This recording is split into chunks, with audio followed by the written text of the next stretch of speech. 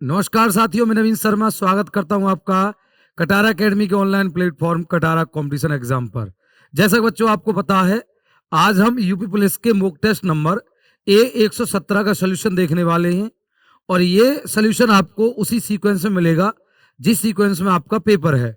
तो आपको कोई भी क्वेश्चन पर्टिकुलर देखना है कि क्या कमी हुई, क्या गलती हुई, उस पर काम करना होगा। और उसके बाद में आपको लगता है कि किसी पर्टिकुलर क्वेश्चन में एग्जाम हॉल में किस तरीके से डील करना था, तो उसके लिए भी आपको ये वीडियो देखना चाहिए। चलिए स्टार्ट करते हैं क्वेश्चन नंबर 1 से। और पहला ही सेक्शन मैथ का होगा। पहला सवाल, चलिए, दो संख्या एक तीसरी संख्या से 40% और 40% कम है। दूसरी संख्या पहली संख्या का कितने प्रतिशत है? एक बात बताएं, ऐसे सवाल हमने पहले किए हैं क्लासेस में। मैं कह रहा हूं ये पहली संख्या, ये दूसरी और ये तीसरी। तीसरी संख्या है 100। दो संख्या तीसरी संख्या से 40% कम है। ये 60 और ये 40 कम है, ये 54। ठीक है सर। दूसरी संख्या पहली संख्या का कितने परसेंट है? दूसरी संख्या पहली संख्या का कितना परसेंट है? 54 बट्टे में 60 मल्टीप्लाई 100, 6 नाम 54। आंसर हो जाएगा 90%। बोलो हाँ या ना।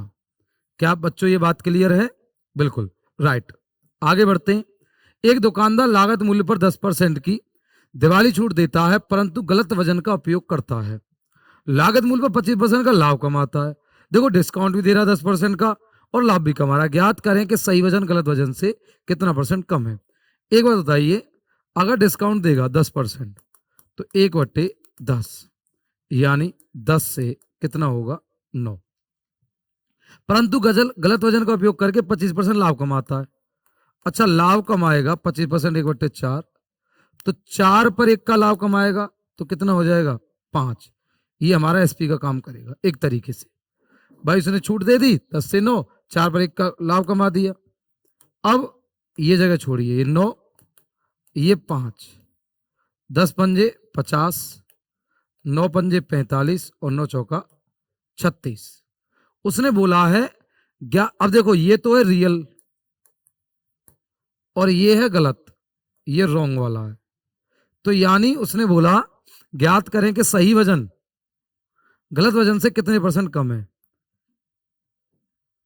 एक मिनट, मैंने क्या बोला आपको?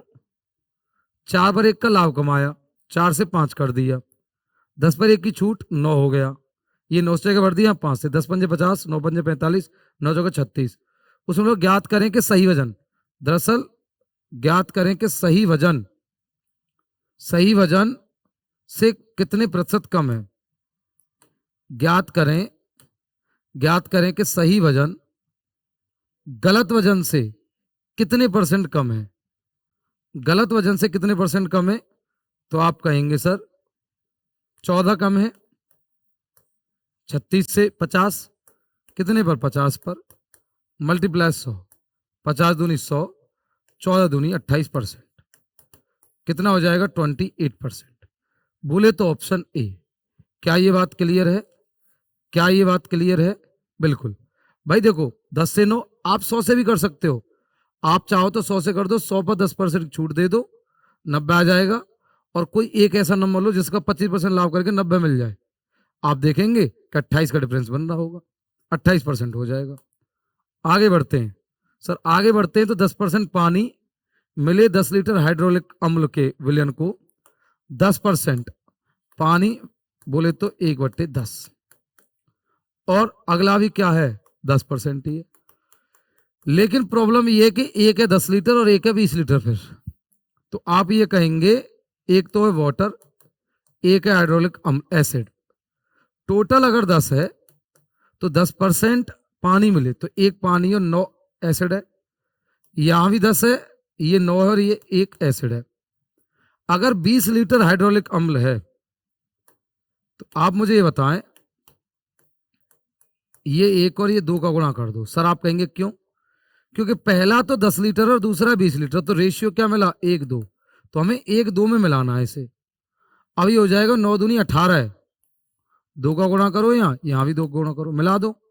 9 दूनी 18, 9 27 और 2 और 1 3, 27 और 3 30।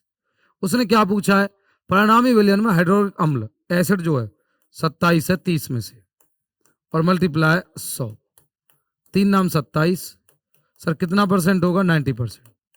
क्या ये बात क्लियर है, क्या आपको बात समझ में आई? चलिए आगे बढ़ते हैं। मुकेश, योगेश और सुरेश 3 लोग हैं, मुकेश, योगेश और सुरेश। अगर मुकेश, योगेश और सुरेश की बात करें तो वेतन का अनुपात 3, 4 और 5 है। उनके वेतन में क्रमशः 10, 20, 25% वृद्धि होती है।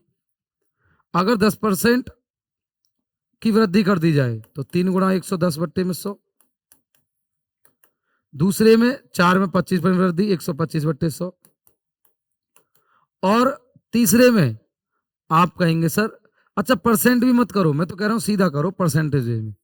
3 गुणा 10% है तो 110%, 4 गुणा 25% है तो 125%, और 5 गुणा 20% वृद्धि है तो 120%।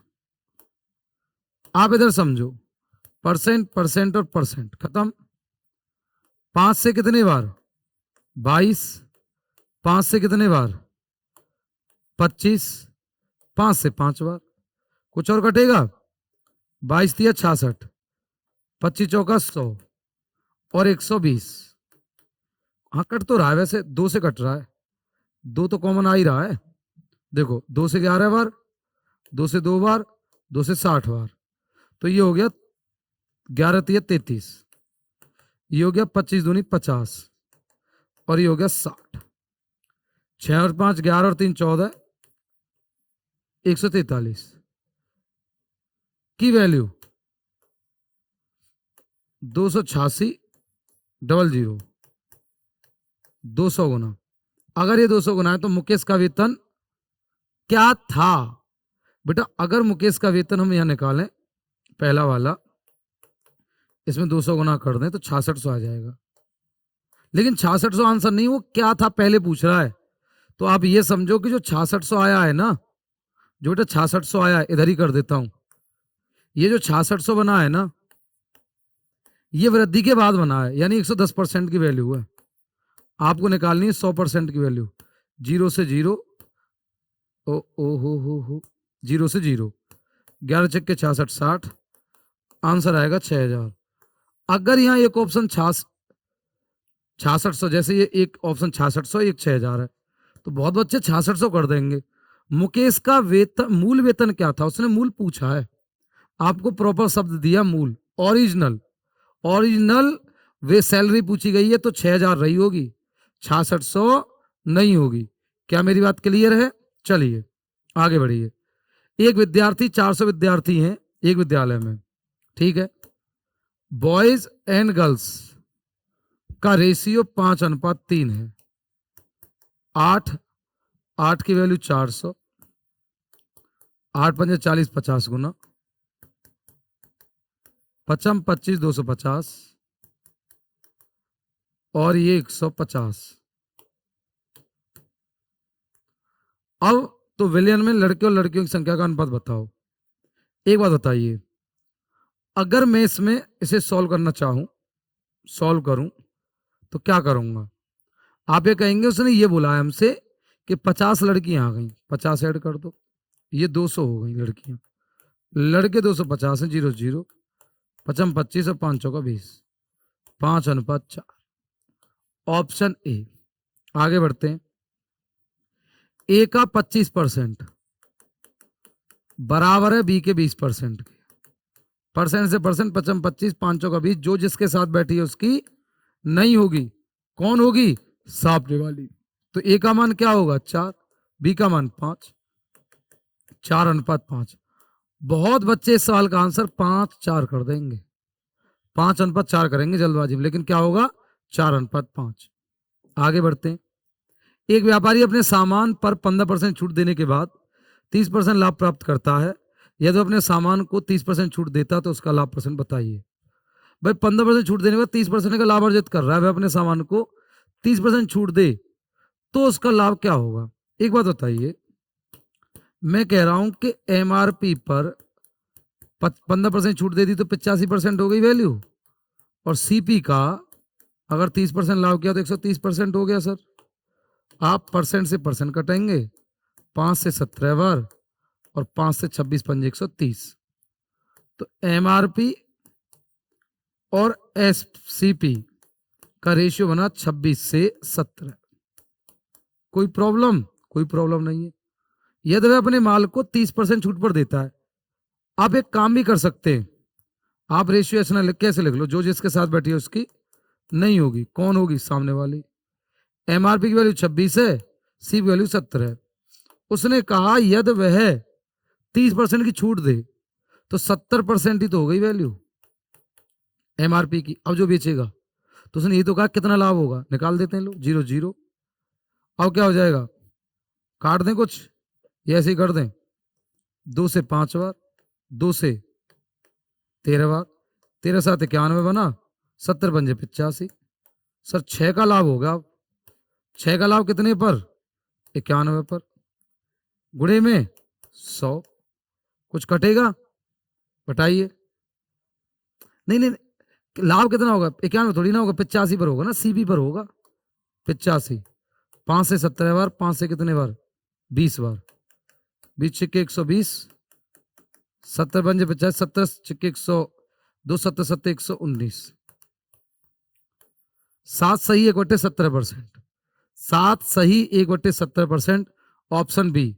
सर 7 का बी आंसर है। चलिए आगे बढ़ते हैं। 5 लड़कों की औसत आयु 12 वर्ष है, अन्य 3 लड़कों की 16 वर्ष है। 5 लड़कों की आयु 12 वर्ष है, 12 पंजे 60। अन्य 3 लड़कों की आयु 16 वर्ष है, 16 तिया 48। सभी 8 लड़कों की औसत आयु, सर ये हो गया 108। 8 लड़कों की निकालनी है हमको, क्या करें? 2 से 4 से काट दें 2 बार, 4 से 27 बार, तो क्या हो जाएगा? 13 सही 1/2। क्या बात क्लियर है? कोई प्रॉब्लम? चलिए 13 सही 1/2 इसका आंसर है। एक बार इसे करो,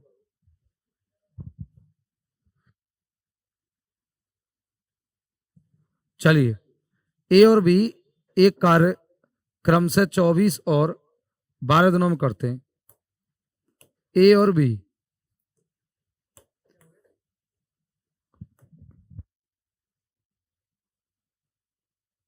चलिए अब आ गया सही। ए और बी की बात करें तो कितना है? ये ए है, ये बी है। ये 24 दिनों में, देखो ये बी मान लो और इसे मान लो ए बी एंड सी, तो ये 12 दिनों में। ये कितने दिनों में करता है? 4 दिनों में। अब आपको क्या करना है? एलसीएम लेना है। 24 12 और 4 का एलसीएम बताओ भाई मुझे। 24 12 और 4 का 24, 4 छिक्के 24, 12 दूनी 24 और 4 छिक्के 24। एबीसी की एफिशिएंसी 6 है, ये 24 से एक बार कटेगा, ये 2 बार, तो 2 1 3, तो सी की वैल्यू भी कितनी हो जाएगी? 3 हो जाएगी एफिशिएंसी। उसने बोला यदि ए और बी के द्वारा एक साथ कार्य किया जाए, 3 दिनों के लिए कार्य करते हैं ए और बी, तो 2 और 1 3, 3 तिया 9। उसके बाद शेष कार्य सी द्वारा किया जाता है, तो 24 में से 9 काम हो गया तो कितना हो जाए? 15। अब सी 15 काम को करे 3 की एफिशिएंसी से, कितने दिन लगेंगे? 5 दिन। टाइम एंड वर्क का सवाल था, आसान था। Option D. आगे बढ़िए। 45 किलोमीटर प्रति घंटे की औसत गति से एक बस से अपने घर पर कार्यालय के बीच की एक निश्चित दूरी तय करता है सन्मू। उसे 30 मिनट देरी होती है, हालांकि वह अगर 60 से जाता है तो वो जल्दी पहुंच जाएगा 15 मिनट। एलसीएम लो, 180 किलोमीटर, 3 घंटे लगेंगे, 36 18, इससे 4 घंटे लगेंगे। डिफरेंस कितना बना? 1 आवर। 1 आवर का मतलब जानते हैं आप? 60 मिनट। जब जब डिफरेंस 60 मिनट है तब तब दूरी 180 किलोमीटर है, लेकिन डिफरेंस एक्चुअल में है कितना है? तो एक बार तो वो होता है 30 मिनट लेट, एक बार 15 मिनट जल्दी, तो 45 मिनट का गैप आ गया। तो अगर ये इसका 3 गुना है, 60 मिनट की वैल्यू 180 किलोमीटर है, तो 45 मिनट का गैप आ रहा है उनके बीच में, तो 45 दिया 135, 135 किलोमीटर। बोले तो ऑप्शन डी। क्लियर है बात? आगे बढ़ते हैं। साइकिल से भैया समान दूरी तय करता है, एक है जॉगर और एक है कौन? साइकिल सवार। साइकिल सवार एक दूरी एक समय में तय करता है, लेकिन जॉगर जो है, ये जॉगर उसकी आधी दूरी दोगुने समय में तय करता है, तो 2 दूनी 4, ये टाइम है यहाँ, ये डिस्टेंस थी, तो ये भी हो गया 1, 4 1 बन गया। टाइम का रेशियो स्पीड का क्या हो जाएगा? 1 4, 1:4। बोले तो ऑप्शन सी। ऑप्शन सी इस सवाल का राइट आंसर होगा, क्वेश्चन नंबर 11 का। नेक्स्ट करो, अगला सवाल करिए। नेक्स्ट अगला सवाल,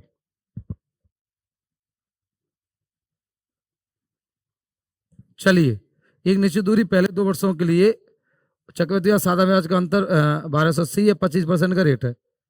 देखो मूलधन निकालना है, अगर आप अंतर निकालना चाहते हो तो 6.25% आएगा की वैल्यू आपको दे रखी है, आप यहां से भी आंसर निकाल सकते हो, या फिर आप ऐसे भी कर सकते हो कि 25% का मतलब होता है 1/4, 4 का हो गया स्क्वायर 16, 2 साल हैं तो 3 साल होते तो क्यूब करते, 1/4 करोगे तो 4, यहां भी 4 और 1/4 करोगे तो 1। सर जो डिफरेंस है ना वो ये होता है, यही तो डिफरेंस होता है कि वैल्यू 1280 है, तो 1280 गुना हो गया, इसका 1280 गुना कर दो 0। अब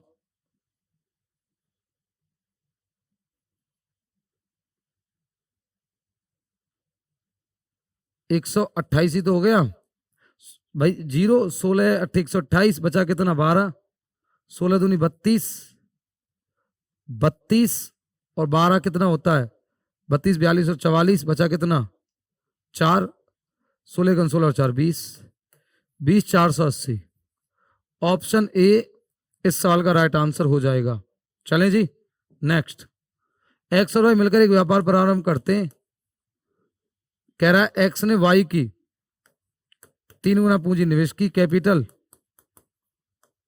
और टाइम वाई के निवेश की अवधि की 2 गुना। 2 गुना क्या कहता है, एक्स और वाई किस अनुपात में है? प्रॉफिट हो गया 3 दूनी 6 और ये 1, यही तो बोला है उसने भाई। उसने बोला निवेश की अवधि वाई की निवेश की अवधि की 2 गुनी थी, तो 6:1 हो गया, परेशान क्यों? ऑप्शन सी।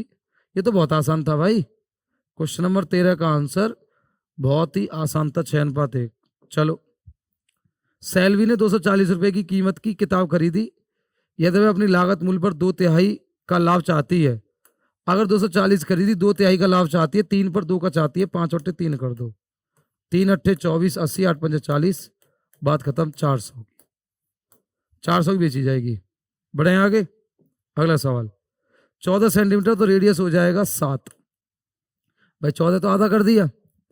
पृष्ठ क्षेत्रफल जानते हैं आप, टीएस से बोलो सीएस से बोलो, इसका गेंद की तो कोई प्रॉब्लम है ही नहीं क्योंकि स्पेरिकल है ना, तो क्या हो जाएगा 2 पाई,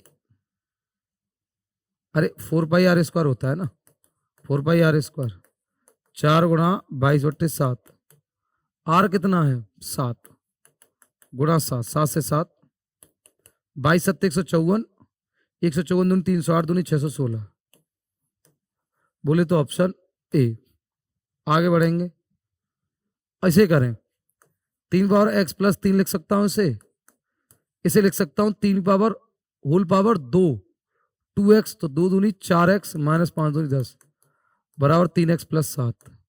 गुणा में घातें जुड़ जाती हैं तो 4 और 1 5, x माइनस 7 बराबर x प्लस 7, 4x बराबर 14, x बराबर काट दो 2 से 2 बार, 2 से 7 बार, 3.5। बोले तो ऑप्शन बी। क्लियर है जी? आगे बढ़िए। पहली संख्या का 50%, 50% मतलब होता है 1/2। दूसरी संख्या का बी का 1/3 तिहाई है, तो a अपॉन में b बराबर हो गया 2:3। उनके बीच का अंतर है 7, a की वैल्यू क्या हो गया 7, तो ये तो हो गई 7 दूनी 14 और ये हो गई 7 तिया 21, अब 21 गुणा 14 करना है आपको। उसने पूछा है प्रोडक्ट, गुणनफल। अगर आपको उसने प्रोडक्ट पूछा है तो आप क्या कर दो, 14 गुणा 21 कर दो। 21 चौचा 84, 8 बचा, 21 से 21 और 8, 21 और 8 29, 294। Option D. सॉरी सॉरी बच्चों, हाँ ये हो जाएगा 17 का डी। अगला सवाल करिए। चलिए अगला सवाल कहता है किस संख्या को 23 से विभाजित करने पर 1917 भागफल और शेषफल बचते हैं 1907। तो कुल मिला के आपको क्या बताना है, तो वह संख्या बताओ। संख्या मान लो वह एन थी, तो एन बराबर हो जाएगा 23 गुणा 19 प्लस 7। तो भैया 1957 का 7 बचा कितना, 5 19 दूनी 38 और 5 43 प्लस 7 तो 444। बोले तो ऑप्शन, एक मिनट, ऑप्शन सी इस सवाल का राइट आंसर है। क्लियर है? आगे बढ़ो। किसी संपत्ति का 4/5 की वैल्यू 16,800 है। 4 चौका 16 और 4 दूनी 8 4200। अब यहां या फिर एक काम कर दो ना, इतना क्यों काट रहे हो। 16 जो 800 है वो 4/5 की तो 5/4 हो जाएगा। आपको निकालना उस संख्या का 3/7 है। अब कर लो। 7 चौका 28 छिक्के 168 600, 5 15 छिक्के 90, तो आंसर हो जाएगा 9000। भाई 5 15 छिक्के 90, 90 और 2 जीरो और तो 9000। 19 का ए, 19 का ए। चलिए डीआई का सवाल है भाई। वर्ष 2019 में सभी शाखाओं की औसत बिक्री कितनी थी? 2019 में सभी शाखाओं की, 2019 है रेड वाला, आपके पेपर में देखा होगा ये ब्लैक, ठीक है डार्क कलर है। 2019 डार्क है तो 1100, 1900, 19, 20, 3000, 3 और 2 5 5100, 3 से एवरेज निकाल लो, 17 3 51, 1700 गुना। बोले तो ऑप्शन बी 20 सवाल का राइट आंसर है। क्या ये बात क्लियर है? क्या बात आपको समझ में आई? चलिए आगे बढ़ते हैं। 43 और 67, 43 गुणा 2, 67 गुणा 1, तीसरी कीमत एक्स है और उसकी जो क्वांटिटी है वो हमने मान ली 5 बटे में 2 1 3 और 5 और 3 8 बराबर कितना हो गया? मिश्रण का मूल्य 96, औसत मूल्य। अब यहां देखते हैं 43 दूनी 86, ये 67 प्लस 5x बराबर 8 छिक्के 48 का 8 बचा 4, 8 नाम 72 और 4 76, 7 और 6 13 का 3 बचा 1, 8 और 6 14 और 1 15 प्लस 5x बराबर 768। तो 5x बराबर 8 से 3 गया तो 5, 6 में से 5 गया तो 1, 7 में गया तो 6, कुल मिला के x बराबर हो जाएगा 12 पंजे 60 1 5 15 123, 123 ऑप्शन बी। क्लियर है जी बात? ऑप्शन बी सवाल का राइट आंसर हो जाएगा क्वेश्चन नंबर 21 का। आगे बढ़ते हैं। एक व्यक्ति एक वस्तु को निश्चित मूल्य पर बेचता है, 20% की हानि होती है। यदि वह 100 रुपये अधिक में बेचता है तो 30% का लाभ। देखो 20% की हानि माइनस से रिप्रेजेंट करेंगे, 30% लाभ प्लस से, अंतर है 50% की वैल्यू है 100। कितना गुना हो गया? 2 गुना। 100% का 2 गुना कर दोगे तो सीपी हो जाएगा 200, क्योंकि सीपी तो अपने आप का 100% होता है ना। ऑप्शन डी हो गया। 30 सेमी त्रिज्या के 20 एक समान ठोस अर्धगोले पिघलाकर एक बड़ा ठोस अर्धगोला बनाया गया तो 2/3 पाई आर के क्यूब होता है इसका वॉल्यूम, क्योंकि वॉल्यूम ही तो होगा इस पर आधारित। 3 और 20 है, ठीक है। इस प्रक्रिया के दौरान 20% ठोस बर्बाद हो गया तो 80% बचा है। अब क्या होगा सर? अब एक बात देखिए, यहां पर 2/3 पाई आर की क्यूब, 2/3 पाई आर की क्यूब बराबर रख दो। देखिए पाई से पाई कट गया, 2/3 से 2/3 और 2 जीरो से 2 जीरो। आर अगर निकालूंगा तो 3 का तो 1 और 8 का 2 और ये बना यहाँ क्यूब रूट में 2, तो फाइनली 6 क्यूब रूट में 2 हो गया। कौन सा ऑप्शन है? ए आंसर है सर। ठीक है जी, आगे बढ़िए। 6 7 3 का जो एलसीएम है वो क्या हो गया? एलसीएम अगर आप देखेंगे तो यहां बन जाएगा, इसे आप मान लो x x और x, तो 3 और 6 का तो 6 और 7 7 छिक्के 42, 42x बन जाएगा। ठीक है, 42x की वैल्यू है 3654।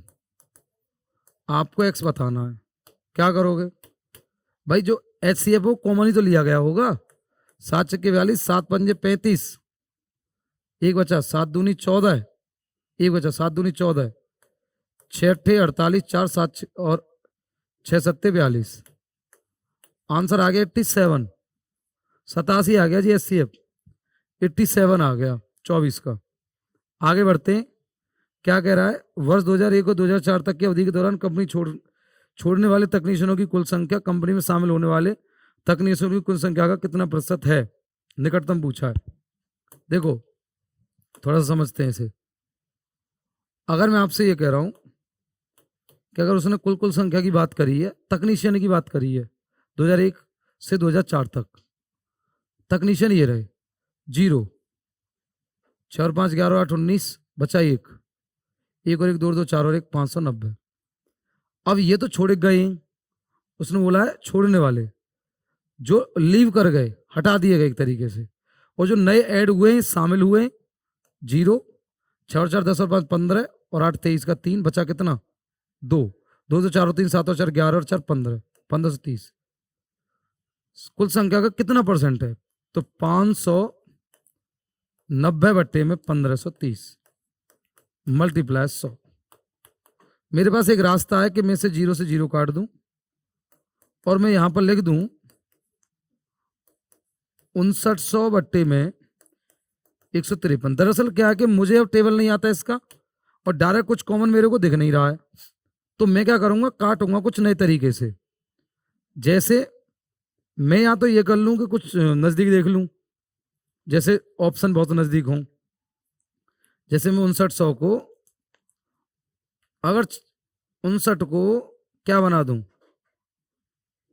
5 को 6 नहीं 600 हासन बना सकता हूं, लेकिन एक तरीका होता है इन्हें काटने का। कैसे काट दो? 3 पंजे 15, 3 एकन 3, 3 एकन 3 2, 3 सत्ते 21, 3 अट्ठे 24, 3 नाम 27, एक बचा, एक बचाना और 3 तिया 9, फिर एक बचा, 3 तिया 9, 3 तिया 9, 3 तिया 9, 3 से फिर काट दो। ऐसे तो 9 से ही काट सकते थे, 9 से काट सकते हैं, हाँ 9 से काट सकते हैं। एक काम करो, 9 से काटो ना डायरेक्ट। जैसे 9 से काटे 17 बार, 9 से काटा 9 छिक्के 54, कितना बचा? 54 5 59 50, 9 पंजे 45, बचा 50, 9 पंजे 45, बचा 5 50। तो ये ऐसे हो जाएगा। 70 से फिर भाग लगाओ, 70 थी 51, ठीक है 51, 14 बचा, 5 उतार लिया, 145। तो 17 निम्मा होता है 153, तो लगभग 38 पॉइंट कुछ बनेगा। तो ये 39% आ गया, क्योंकि हम 38 तक पहुंच गए, 38 पॉइंट कुछ 39 हमें दिख रहा है, तो निकटतम पूर्णांक बोला है उसने, 39% आंसर हो गया। ठीक है जी, आपको मैथ समझ में आ गया होगा। कैसा रहा आपका? आप जरूर कमेंट करें इसमें कैसा पेपर आया, क्या रहा। ठीक है जी, नमस्कार, जय हिंद। जय हिंद प्यारे साथियों, राधे राधे भाई सभी के लिए। स्टार्ट करते हैं बेटा रीजनिंग का सॉल्यूशन नंबर 117।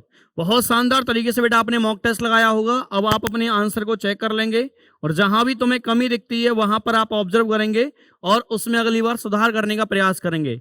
ये 4 नंबर दे रखे हैं, इनमें आपको बताना है फाइंड ऑड वन, यानी चारों में सबसे अलग क्या है। देखो भाई, एक प्राइम नंबर है, ये भी एक प्राइम है और ये भी एक प्राइम है, लेकिन ये नंबर क्या है? एक कंपोजिट नंबर है। तो राइट आंसर क्या बन जाएगा? ऑप्शन नंबर ए बन जाएगा। देखो बहुत आसान क्वेश्चन भी आते हैं और अच्छे भी आते हैं। अगला हमें दे रखा है टी। देखो आर से टी आया सर प्लस का 2 है, ई से डी आया सर माइनस का 1 है, जी से आई आया सर प्लस का 2 है, एन से एम आया माइनस का 1 है, ए से सी आया प्लस का 2 है और एच से जी आया माइनस का 1 है। अल्टरनेट है पहले +2 -1 +2 -1, तो +2 हमें यहां से करना होगा दोस्तों। और यहां से अगर मैं +2 करता हूं 2 4 6 2 4 6 2 4 6, ठीक है। यहां +2 करते हैं, जे आएगा, 2 ऑप्शन तो अपने हट गए हमारे। अब जे के बाद आर यहां भी है, आर यहां भी है, जी आगे तक है, जी आगे तक क्यू है। अब देखो भाई सेकंड लास्ट में क्या आना है, तो +2 -1, यहां +2 है, यहां -1 है, यहां +2 है, तो यहां -1 आएगा। तो के में से एक सॉरी यू में प्लस का 2 करेंगे तो एस तो आ नहीं सकता। यहां पर क्या हो जाएगा भाई, डब्ल्यू हो जाएगा हमारा करेक्ट आंसर, यानी ऑप्शन नंबर बी बन जाएगा। +2 -1 +2 -1 +2 -1, बी ऑप्शन हमारा करेक्ट हो जाता है। तो 28 से 29 तक क्या करना है, फाइंड ऑड वन आउट आपको फाइंड करना है कि इन चारों में अलग क्या है। तो हम तो भाई देखते हैं डिफरेंस कितने का चल रहा है सर, माइनस का 1 है सर, यहाँ माइनस का 1 है, ई से डी माइनस का 1 है, एस से आर माइनस का 1 है, वी से यू देखा -1 है, एल से के देखा -1 है, सी से ए देखा -2 है, और यहाँ कितना हो रहा है माइनस का 1 है। तो सी से पहले क्या आता है, बी आता है, तो राइट आंसर क्या हो जाएगा इसका, ऑप्शन नंबर डी लग जाएगा करेक्ट आंसर। अगला भी क्वेश्चन क्या बोला भाई, फाइंड आउट वन आउट। तो आप देख रहे हैं 3 नंबर कंपोजिट हैं और ये नंबर क्या है भाई तुम्हारा प्राइम नंबर है, एक अभाज्य संख्या है, तो यही हमारा राइट आंसर हो जाएगा। नंबर सीरीज हो जाए कोई भी टॉपिक हो, नंबर की अगर बात होती है तो ध्यान रखना कि आपको वही क्वेश्चन परेशान कर सकता है जिसमें प्राइम नंबर का कॉन्सेप्ट होगा। अगले क्वेश्चन की बात कर लेते हैं। 4 व्यक्ति हैं कैरम खेल रहे हैं, भाई 4 व्यक्ति कैरम खेलेंगे तो बैठेंगे तो ये आमने सामने इस तरीके से, तभी तो ये कैरम खेल सकते हैं। क्लियर है, ए और सी पेयर में है, पार्टनर हैं, ए और सी भाई साहब पार्टनर हो गए, और बी और डी क्या है, पार्टनर हैं। सी डी के बाएं हैं, जिसका मुख साउथ में है, जिसका नहीं सेकंड डी का बेटा साउथ में है, और डी के बाएं कौन है, सी, तो इसके बाएं कौन है भाई, सी यहां जाएगा। सी का पेयर ए से है तो ए यहां, डी का पेयर बी से है तो बी यहां पर। तो यहां पूछा है आपसे ए का फेस कहां है भाई, ए का फेस हो जाएगा बेटा ईस्ट में, तो ए का फेस कहां हो जाएगा भाई, ईस्ट, यानी ऑप्शन नंबर सी हो जाएगा। अंग्रेजी वर्णमाला में आपके वाएं से 10वां और बेटा राइट में कौन सा है 14। अगर राइट लेफ्ट होता है प्लस करते हैं, लेफ्ट से आया 24 और 24 पर बेटा क्या आता है, एक्स आता है, तो ये राइट आंसर हो जाता है हमारा ऑप्शन नंबर ए।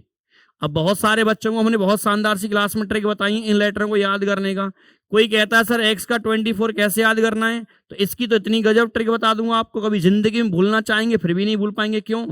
क्योंकि हमें पता है कि आप सभी बेटा अपने एक्स को, अपनी एक्स को कभी नहीं भूलते ना। तो आपका जो एक्स है, एक्स होगी मेल फीमेल जो भी है, तो एक्स का मीन्स क्या है 24 आवर दिमाग में, और जो चीज 24 है तो एक्स का मान 24 हो गया। तो ऐसे हम काउंटिंग कर सकते हैं। क्या ये बात क्लियर है? अब बात करते हैं अगले क्वेश्चन की। हेलो,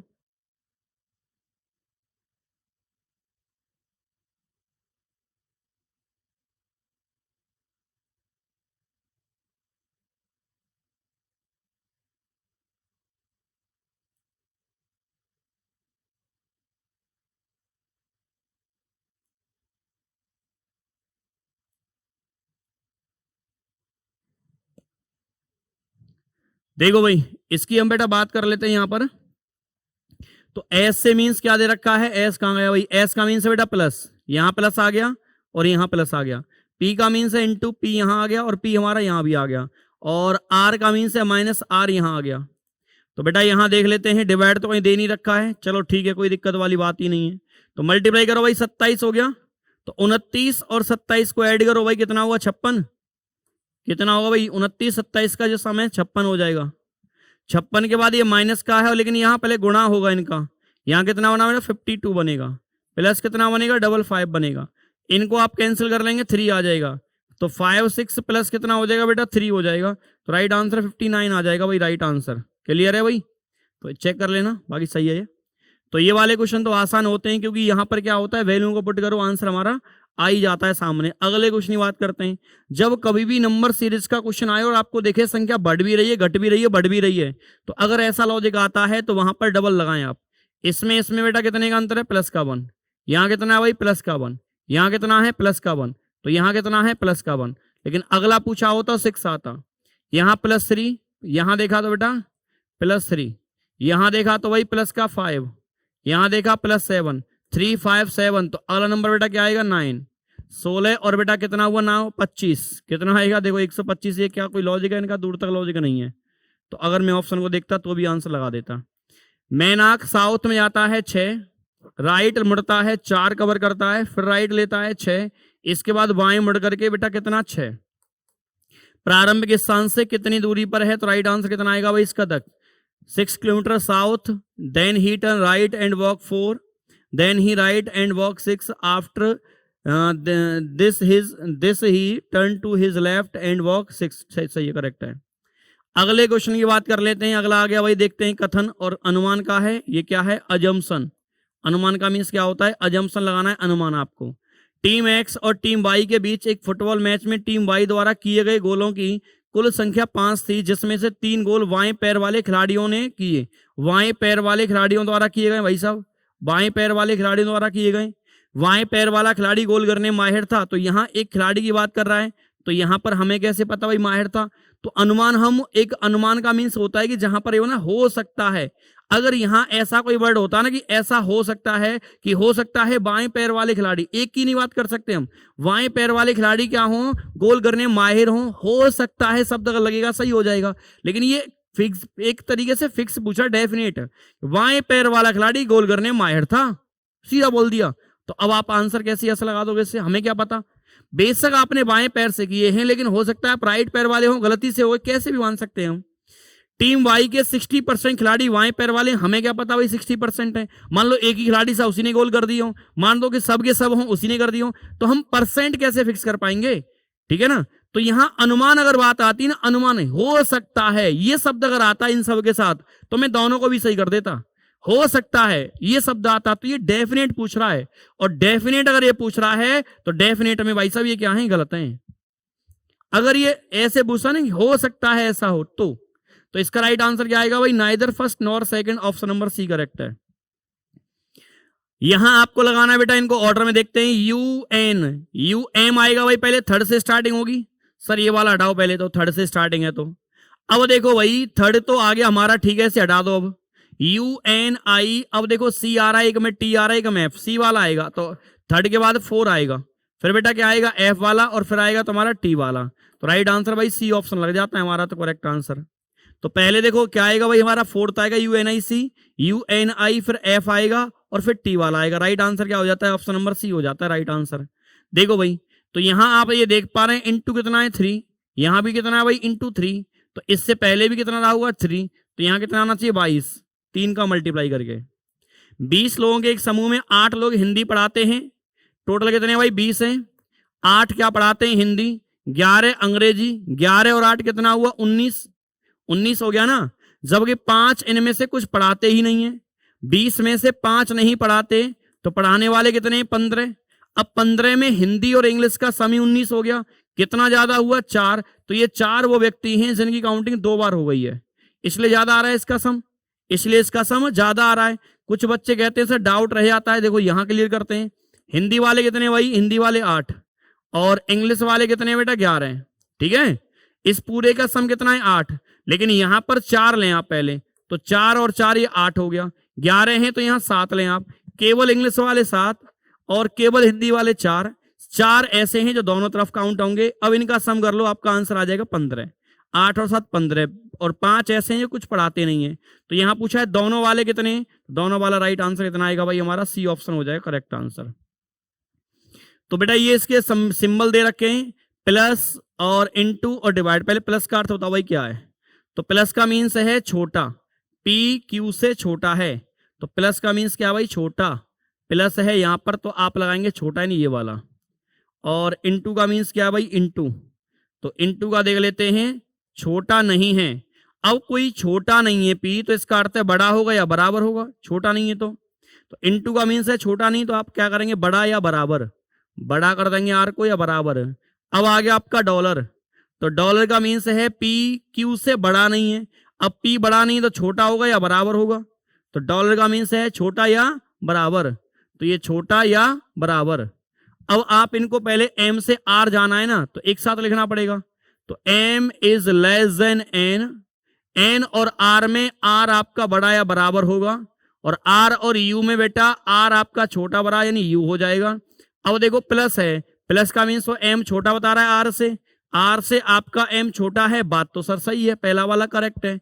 एम से आर क्या है, सॉरी एम छोटा है आर से, और इनटू का मीन्स है कि यू बड़ा है या बराबर है आपका।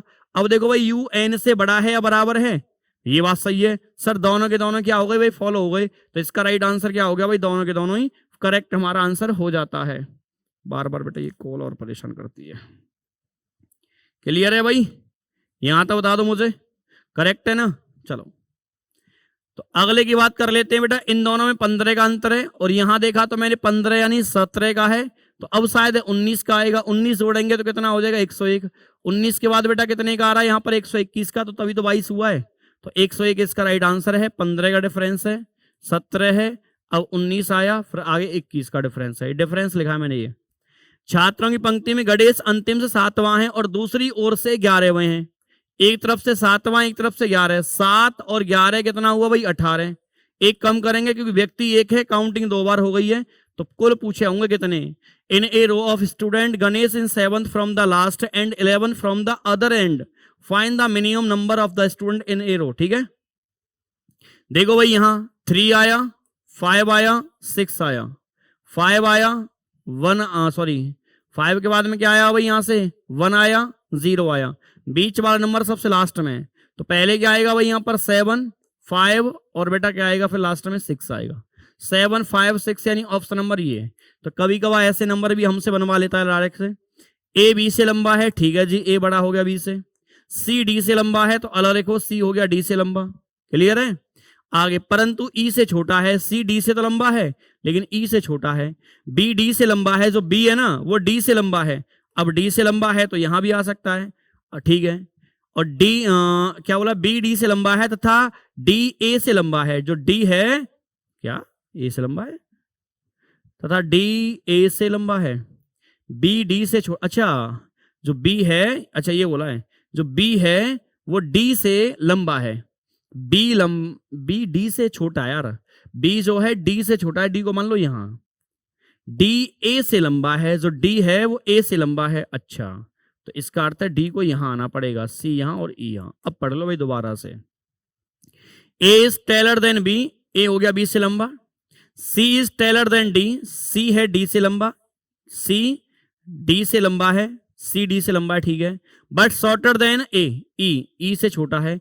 B shorter than D, B जो है वो डी से छोटा है। D is taller than A, D A से लंबा है। हु इज द टेलेस्ट, सबसे लंबा कौन है भाई, ई हो जाएगा सबसे लंबा। करेक्ट आंसर हमारा ऑप्शन नंबर ए हो जाता है। एक 25 सेंटीमीटर वाले घन को 5 सेंटीमीटर छोटे घनों में विभाजित किया जाता है। विभाजन के पूर्व बड़े घन को सभी 6 सतहों पर नीले रंग से रंगा जाता है। बताएं कितने ऐसे छोटे घन होंगे इसकी कम से कम 2 सरफेस रंगीन होंगी। जहां एटलीस्ट शब्द आता है ना 2, तो इसमें बेटा 3 वाला भी काउंट होता है। 2 वाला तो होता ही होता है, 3 वाले भी आते हैं, क्योंकि 2 बोल दिया कम से कम। मैं आपसे कहूं आप में से कितने बच्चे हैं जिसकी जेब में कम से कम 10 रुपए हैं, तो जिसकी जेब में 11 रुपए हैं वो भी काउंट होगा, क्योंकि कम से कम बोला है मैंने, ठीक है ना। तो 25 को 5 से, यानी एन की जो वैल्यू है बेटा कितनी आ गई, 5 आ गई। 2 सरफेस के लिए फॉर्मूला होता है 12n-2, ठीक है भाई, n-2। अब बेटा 12 तो ये है, n का मान 5 है, -2 करेंगे 3 आएगा, तो कितना आ गया भाई 36 आ गया। और 3 सरफेस वाले सभी जानते हैं सर 8 होते हैं, तो 36 और 8 कितना हो जाएगा 44 का करेक्ट आंसर है ऑप्शन नंबर बी। अब देखो अगले क्वेश्चन की बात कर लेते हैं। देखो भाई यहाँ एल ए आर देखा, टी देखा, एन देखा मैंने, ई देखा और सी देखा। वैसे ही यहां आएगा R A N I, R A N I, एक ही ऑप्शन रह रहा है एम ई एस, करेक्ट है, यही एक ऑप्शन है। ऐसे कितने अंकों के युग्म हैं जिनके बीच में उतने ही अंक हैं जितने की वही तुम्हारे इनको आरोही क्रम में लिखने पर होते हैं। काउंटिंग सीधी कर लो, 5, 6, 7, 8, 9, 10 कोई नहीं है। 8 से बड़ा लेटर यहां पर है तो बनेगा नहीं। 3, 4, 3 और 4 के बीच में एक ही नंबर होता है, एक ही नंबर दे रखा है। 4, 5, 6, 7 नहीं बना, 6, 7, 8 नहीं बनेगा, 1, 2 नहीं बनेगा, तो केवल एक पेयर बनेगा। तो एक ऑर्डर में और बोला गया है, एक ही ऑर्डर में जाना है, तो इसका राइट आंसर 1 है। वापस नहीं आ सकते इस केस में, हम वापस नहीं आ सकते क्योंकि ऑर्डर वर्ड बोल दिया इसने, क्रम में, आरोही क्रम में, एक ही क्रम दे रखा है, तो अवरोही की बात नहीं की है। आपके स्थान पर प्रतिनियुक्ति पर आने वाले, यानी आपकी जगह पर कोई आने वाला है, आने वाले पुलिसकर्मी के आने में विलंब होने की दिशा में आप क्या करेंगे? थोड़ा लेट अगर वो हो जाता है, आपकी जगह पर आने वाला है, वो लेट हो रहा है, तो आप क्या करेंगे? You will leave duty and go away, आप ड्यूटी छोड़ के चले जाएंगे। Will remain on duty, duty पर बने ही रहेंगे। बने रहने का मीन्स है कि आप वहीं रहेंगे, आ भी जाएगा तब भी बने रहने, ऐसे।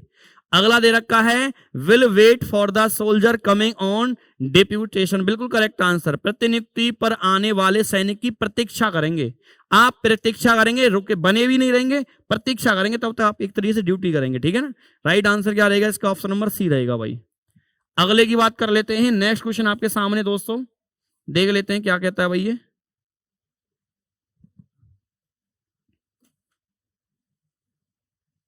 देखो बेटा, तो अगला क्वेश्चन क्या है? हास्य कॉमिक पुस्तकों में चित्र होते हैं, ये स्टेटमेंट है। अब निकालना है कंक्लूजन, जो बात इसके अंदर कही गई हो। सभी पुस्तकों में चित्र होते हैं, ऐसा कुछ बोला है क्या?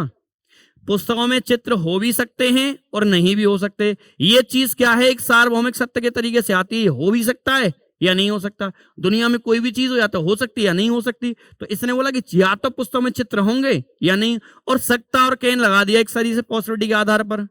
अगला वाला है हास्य पुस्तकों में, हास्य पुस्तकों से भिन्न पुस्तकों में चित्र नहीं होते। अरे भाई, इनसे अलग की तो बात कोई पूछी नहीं गई, ना बताया गया कुछ भी, तुम्हें क्या पता है? तो राइट आंसर क्या आएगा इसका? ओनली सेकंड वाला करेक्ट आंसर आएगा। ओनली सेकंड फॉलो, समझ गए होंगे आप सभी, और आपने उम्मीद है कि यही किया हुआ। उस दुकान में बिकने वाले सभी थैले ऊंचे दामों पर बिकते हैं, यानी एक कोई दुकान है और उस पर अगर किसी का सामान रखा हुआ है, आपने कोई अपना सामान रख दिया, ऊंचे दामों में जाएगा, चाहे तुम्हारा कीमती है या नहीं है, वो ऊंचे दामों में बिकेगा, ऐसा यहाँ स्टेटमेंट में बोला गया है। कुछ तुम्हारे थैले भी उस दुकान में बिके थे, तो इसका अर्थ है तुम्हारे थैले कुछ ऐसे थे जो ऊंचे रेट में गए हैं, या तुम्हारे पहले से रेट हाई हो, या आपने अच्छी क्वालिटी के भेजे हो, या वहां जाके क्वालिटी बन जाती है, लेकिन वहां जाने का अर्थ है कि ऊंचे दामों में जाता है। तुम्हारे कुछ थैले ऊंचे दामों के थे, बात करेक्ट है भाई, ऊंचे दामों के थे, बिल्कुल करेक्ट बात है ये, तो तभी तो वो चले गए ऊंचे दामों में, तो हम कह सकते हैं ना हमारे थैले ही ये ऊंचे दामों के ही, ये क्लियर है। अगला वाला, उस दुकान में तुम्हारे कुछ ऊंचे दामों के थैले बिकते हैं, बिल्कुल सही है, तभी तो ये कह रहा है कुछ बिकते हैं हमारे, वहां कुछ बिके हैं ना, बोल तो रहा है यहाँ पर कुछ तुम्हारे थैले भी उस दुकान में बिके थे, हमारे अगर वहां बिके हैं तो इसका अर्थ है कि हमारे थैले भी ऊंचे दामों के थे, तभी तो बिक गए। तो करेक्ट आंसर है नहीं, दोनों के दोनों इसका राइट आंसर है, और मुझे उम्मीद है कि आपने यही लगाया होगा, गलत लगाया हो तो चेक कर लेना बेटा, ठीक है। अगला क्वेश्चन है, किसी कंपनी के तकनीकी अनुभाग में कुछ गंभीर त्रुटियां पाई गई हैं, अब आपको एक्शन लेना है, और ये हमारे सामने समस्या है।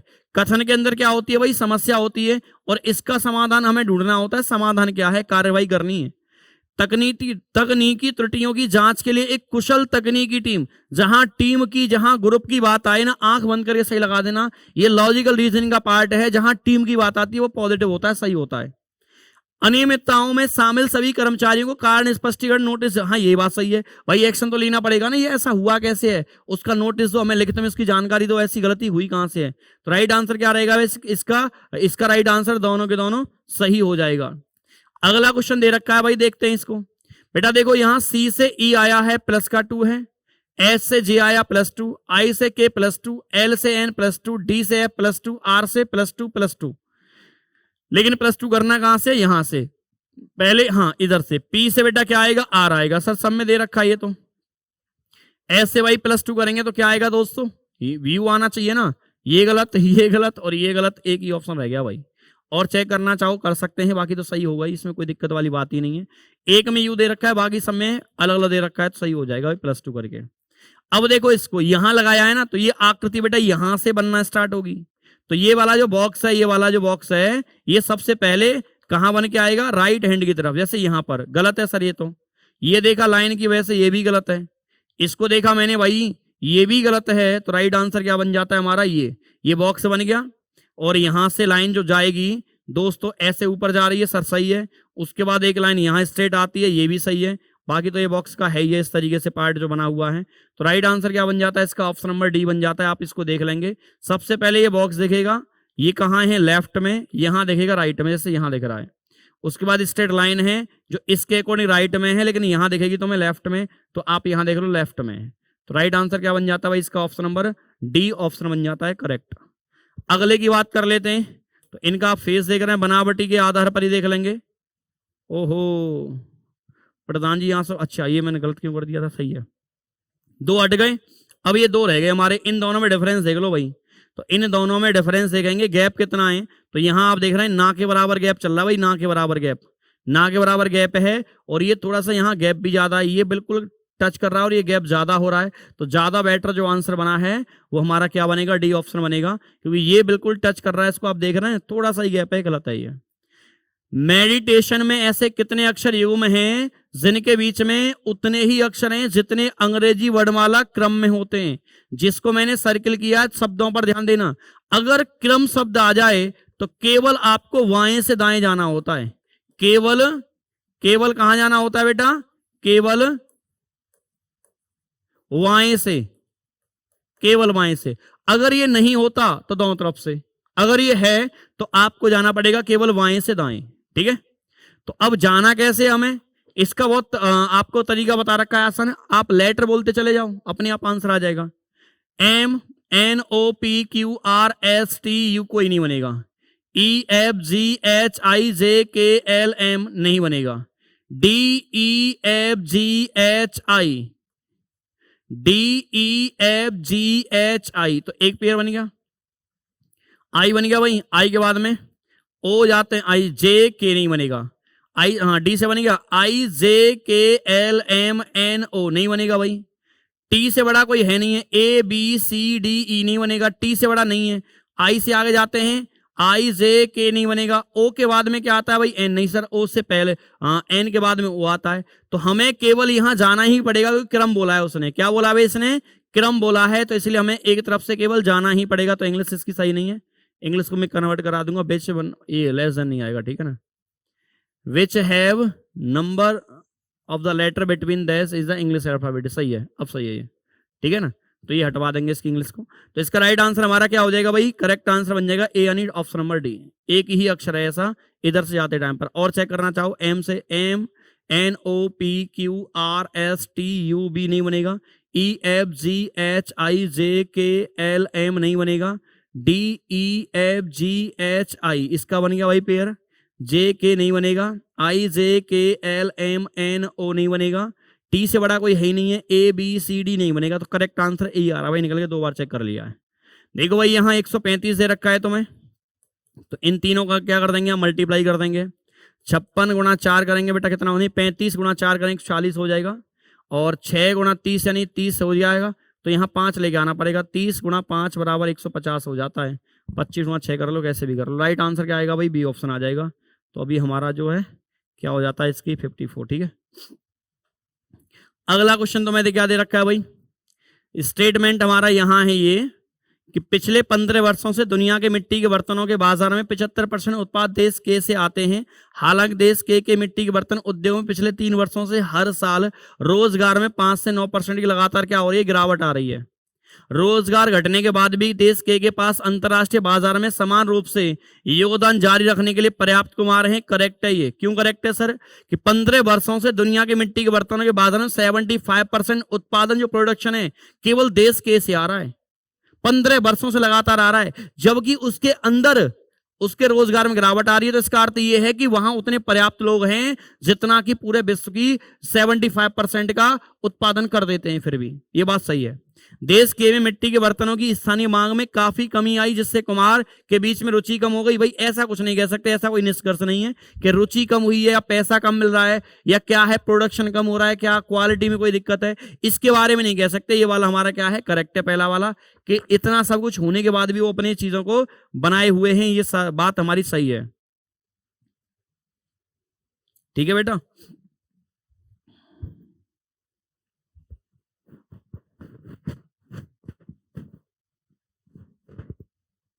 अगले की बात करते हैं भाई। हाँ, तो इसका राइट आंसर क्या लगेगा, ओनली फर्स्ट, और ओनली फर्स्ट लगता है तो ऑप्शन नंबर हमारा बी आ जाता है। चलते हैं अगले पर।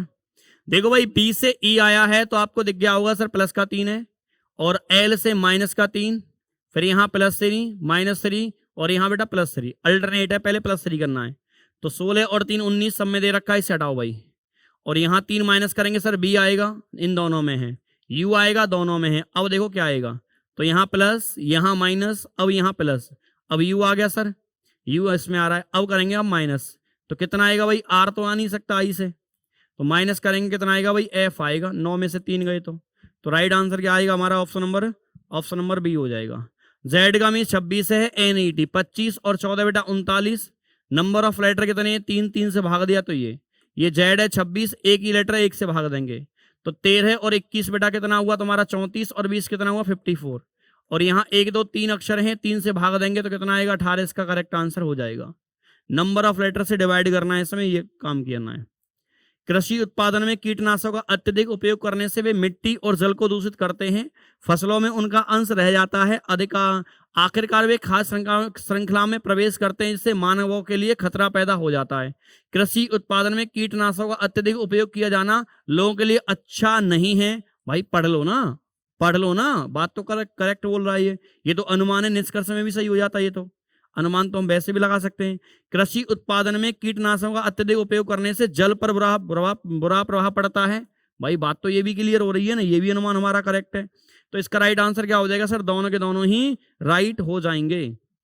अगला 4 से 6 के बीच में, 4 से 10 के बीच में घड़ी में घंटे और मिनट की सुइयां कितनी बार एक दूसरे के ऊपर नीचे होती हैं, यानी 0 डिग्री कोण बनाती हैं। हर एक घंटे में बनाती हैं। तो बेटा एक बार बना हुआ 4 से 5 के बीच में, यानी 4 बजे के लगभग मान लेते हैं, आपके कितने मिनट पर बना होगा, 20 मिनट के समथिंग बना होगा, ठीक है ना। और एक बना होगा 5 से 6 के बीच में, 5:27 के समथिंग। एक बना होगा 6 और 7 के बीच में, 6:32 पर। एक 7 और 8 के बीच में बना होगा, हर बार बनता है ना, क्योंकि अगर ये 180 पूछता तो 5 और 6 के बीच में बनता है, वो 6 पर बनता, 2 घंटे में एक बार बनता है। लेकिन यहाँ पूछा कितना, 0 हर घंटे में बनेगा। तो आप घंटे निकालो डायरेक्टली, कितने घंटे हो गए 6, तो 6 ही बार बनेगा भाई साहब, दिखा देता हूँ।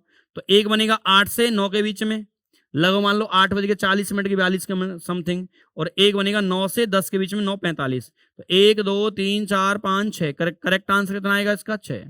5 इसका तब होता अगर मैं पूछ लेता ना कि 10 बजे से और 3 बजे तक, 11 12 इस तरीके से, तो यहाँ एक कम हो जाता। क्यों कम होता, एग्जैक्टली 12 पर बनता है, 11 से 12 नहीं बनता, और 12 से 1 के बीच में नहीं बनता है, बीच में नहीं बनता, एग्जैक्ट 12 पर बनता है, तो इसलिए घंटा कम होता। लेकिन यहाँ पर तो 6 बार ही बनेगा ये।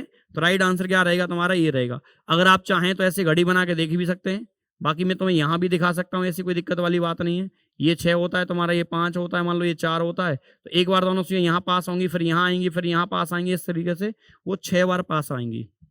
ई का मीन्स 5 है, सब जानते हैं। होटल का सम करो भाई, पहले 12 कैसे आया, 8 और 23, और ये बेटा कितना हुआ 43 और तुम्हारा बेटा 5 48 12 60, divide by number of letter 5। E का मीन्स 5 होता है, divide by number of letter. ऐसे यहाँ है 12 और एक 13 26 और 2 28। लेटर कितने हैं भाई, 4 से भाग देंगे तो इसका आंसर कितना बन जाएगा, 7। ये भी क्वेश्चन रेलवे के एग्जाम में पूछा गया 1-2 बार। 7 से 8 के बीच में किस समय घंटे मिनट की सुइयां परस्पर समकोण बनाएंगी। इसके लिए तो मैं फॉर्मूला बता रखा है, एंगल 90 डिग्री, आवर इंटू 30, ये हमारे पास फॉर्मूला होता है, एंगल बराबर 30 डिफरेंस मिनट इंटू 11/2। बाकी आप फॉर्मूले से भी कर सकते हैं, ट्रिक से भी बता सकते हैं, तो मैं ट्रिक भी बता रखी है मैंने, तो कोई दिक्कत नहीं, जैसे चाहो वैसे कर लो बेटा। ट्रिक कैसे बता रखी है भाई, देखो घंटे वाली सुई 7 पर होगी, मिनट वाली सुई कितने पर होगी, 10 पर। 3 गैप हुए, एक गैप में कितना बनता है 30, और 3 गैप में 90, तो ये वाला सही है। ये 7 पर है, दूसरी वाली कितनी पर है 4 पर, गैप कितने हुए 3, एक गैप का मान 30 होता है, और 3 गैप का मान 90, ये भी सही और ये भी सही है, आंसर तो ये आएगा। लेकिन प्रॉपर कोई करना चाहे तो ऐसे करते हैं, आवर कितना भाई 7 इंटू 30 करेंगे 210 आएगा, ठीक है। एक बार जोड़ना होता है और एक बार इनका घटाना होता है। जोड़ेंगे कितना हो जाएगा भाई, ये 300 हो जाएगा, 300 हो जाएगा ना। और 2 से बेटा यहाँ से गुणा होगा, और 11 से आप भाग देंगे तो कितना मिलेगा भाई 600, और 600 को भाग देंगे 11 से, 11 बेटा 55 के बाद 44 और 6 और 1, तो बेटा ये आ गया आंसर तुम्हारा। और अगर इनका माइनस करते हैं तो 120 बनेगा, कितना बनेगा भाई ये 120 बनेगा, माइनस करेंगे तो 210 में से 90 घटाएंगे तो 120 आएगा, और 2 से गुणा करेंगे 11 से भाग, कितना आया भाई ये तुम्हारा 240 आएगा। 11 से भाग देंगे, 11 दूनी 22, और 11 1 11 और 9 और 11, यानी हमारे दोनों ही आंसर करेक्ट हैं, ये और ये। तो इसका सही आंसर क्या लगने वाला है, इसका सही आंसर लगेगा बेटा ऑप्शन नंबर सी, दोनों ही समय पर यह कोण बनकर के तैयार होगा। ऐसा उसने बोला नहीं कि पहली बार कब बनेगा। अगले की बात करते हैं, सी यहां पर सेम है, आर भी सेम है, सी और आर बेटा सेम है। अब देखो एल ए यानी ऐसे क्रॉस कर दिया, एन ई ऐसे कर दिया, ए और डी यानी बीच वाले 3 2 का पेयर बना दिया। सी पहले आएगा और आर वाई बाद में आएगा, सी और यहां भी गलत है, सी और आर आई दे रखा है, ये भी गलत है। सी आ गया, आई आ गया। अब देखो भाई इसमें दे रखा है आर आई, बिल्कुल सही है सर आर आई। उसके बाद आर आई आ गया। अब देखो भाई यू सी आएगा, यू सी आ गया, और ए और एल आएगा, ए एल आ गया। राइट आंसर क्या बनेगा इसका? ऑप्शन नंबर बी बनेगा। पहला और लास्ट वाला सेम था, बाकी चेंज हुए। देखो भाई पी एक्स ई, तो पी एक्स ई पहले वाले 3 हो गए। अब लास्ट वाले 3 है जी एन आई, जी एन आई लास्ट वाले 3 हो गए। पहले इतना कर लेते हैं, ओ आर पी लगा लो भाई, O R P, O R P, O R P, O R P गलत। लास्ट वाले भी, ये भी ठीक है यहां तक। अब देखो इसमें क्या आना है, यहां तो 2 रह गए भाई अक्षर केवल।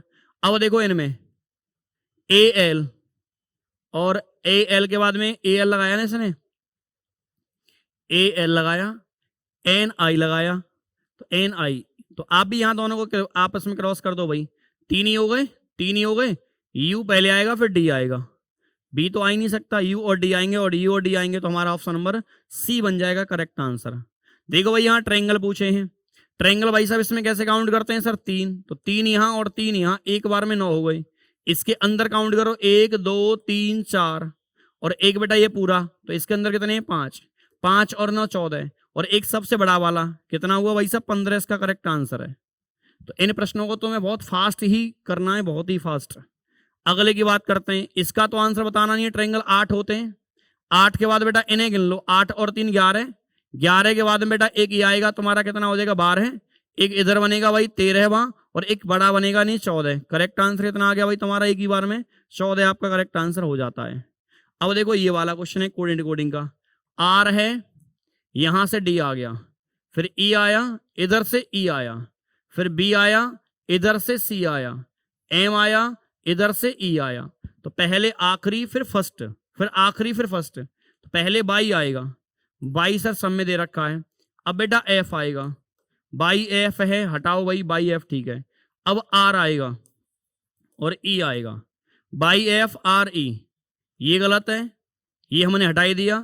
By F R E, by F A E गलत है भाई, तो यही आंसर आ जाएगा। आर ई आ गया, अब आएगा ए और बी, फिर आएगा यू और आर। करेक्ट आंसर क्या होता है? ऑप्शन नंबर बी हो जाता है। अगले की बात करते हैं, शब्द यानी सेंटेंस, सॉरी शब्द का मीन्स क्या होता है? वर्ड्स, और वाक्य का मीन्स सेंटेंस। पैराग्राफ तो आप पैराग्राफ गद्यांश को बोलते हैं, और ये लेटर। भाई लेटरों से क्या बनता है? शब्द, शब्दों से क्या बनता है? वाक्य, और वाक्य से क्या बनता है? पैराग्राफ। यानी पहले 4 आएगा, फिर 1 आएगा, 3 आएगा, फिर 2 आएगा। 4 1 3 2, 4 1 4 1 3 2, 4 1 3 2, ये है लॉजिकल सीक्वेंस ऑफ वर्ड। ये टॉपिक भी इंपॉर्टेंट है, तो पढ़ के जाना है तुम्हें, इसको भी अच्छा टॉपिक है ये। यहाँ पूछा बेटा मुर्गी, कुत्ता और बिल्ली, भाई इनमें कोई आपस में दूर तक भी रिलेशन नहीं होता, तीनों ही अलग अलग होते हैं।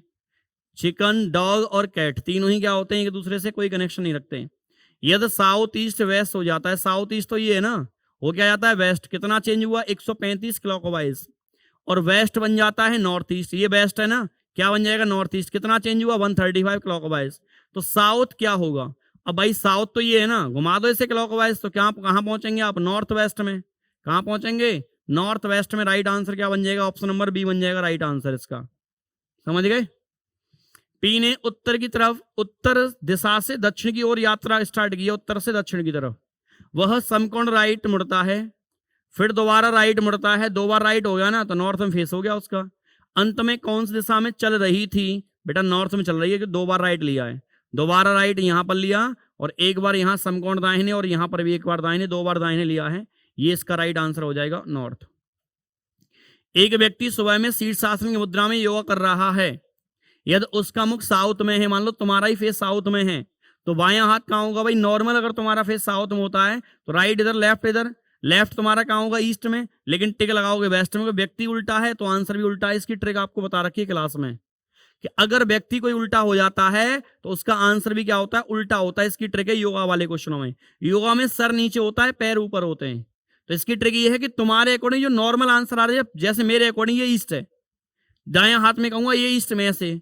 अगर मेरा सर नीचे होगा, पैर इधर, और फेस बता दिया होगा, तो जहां राइट था वहां लेफ्ट हो जाएगा, जहां लेफ्ट था वहां राइट हो जाएगा, अगर फेस दे रखा है तो। अगला, एल्फा कहती है रिंकू के पिता के पिता, रिंकू के पिता के पिता, रिंकू के कौन हुए? दादा। मेरे पिता हैं, जो उसके दादा है ना, मेरे पिता भी हैं वो, तो इसका अर्थ है उसकी बुआ हो सकती है ना, ये मेल फीमेल के अकॉर्डिंग देखें तो। रिंकूस फादर और माई फादर दे रखा है, ठीक है। बताएं कि अल्फा का रिंकू से क्या बोलेगा भाई, माता का होगा नहीं, सिस्टर का होगा नहीं। आंट का मीन्स बुआ भी होता है, आंट का मीन्स मौसी भी होता है, तो मौसी का यहाँ रिलेशन आ नहीं सकता। वैसे अगर आंट ही वर्ड होता तो मैं आंटी लगाता, लेकिन इन दोनों का मीन्स एक ही होता है। लेकिन हिंदी दे रखी है तो मैंने अलग कर दिया, नहीं दे रखी होती तो भी मैं आंट लगाता, लेकिन 2 बार दे रखा है तो फिर हिंदी को देख सकते हैं फिर तो हम।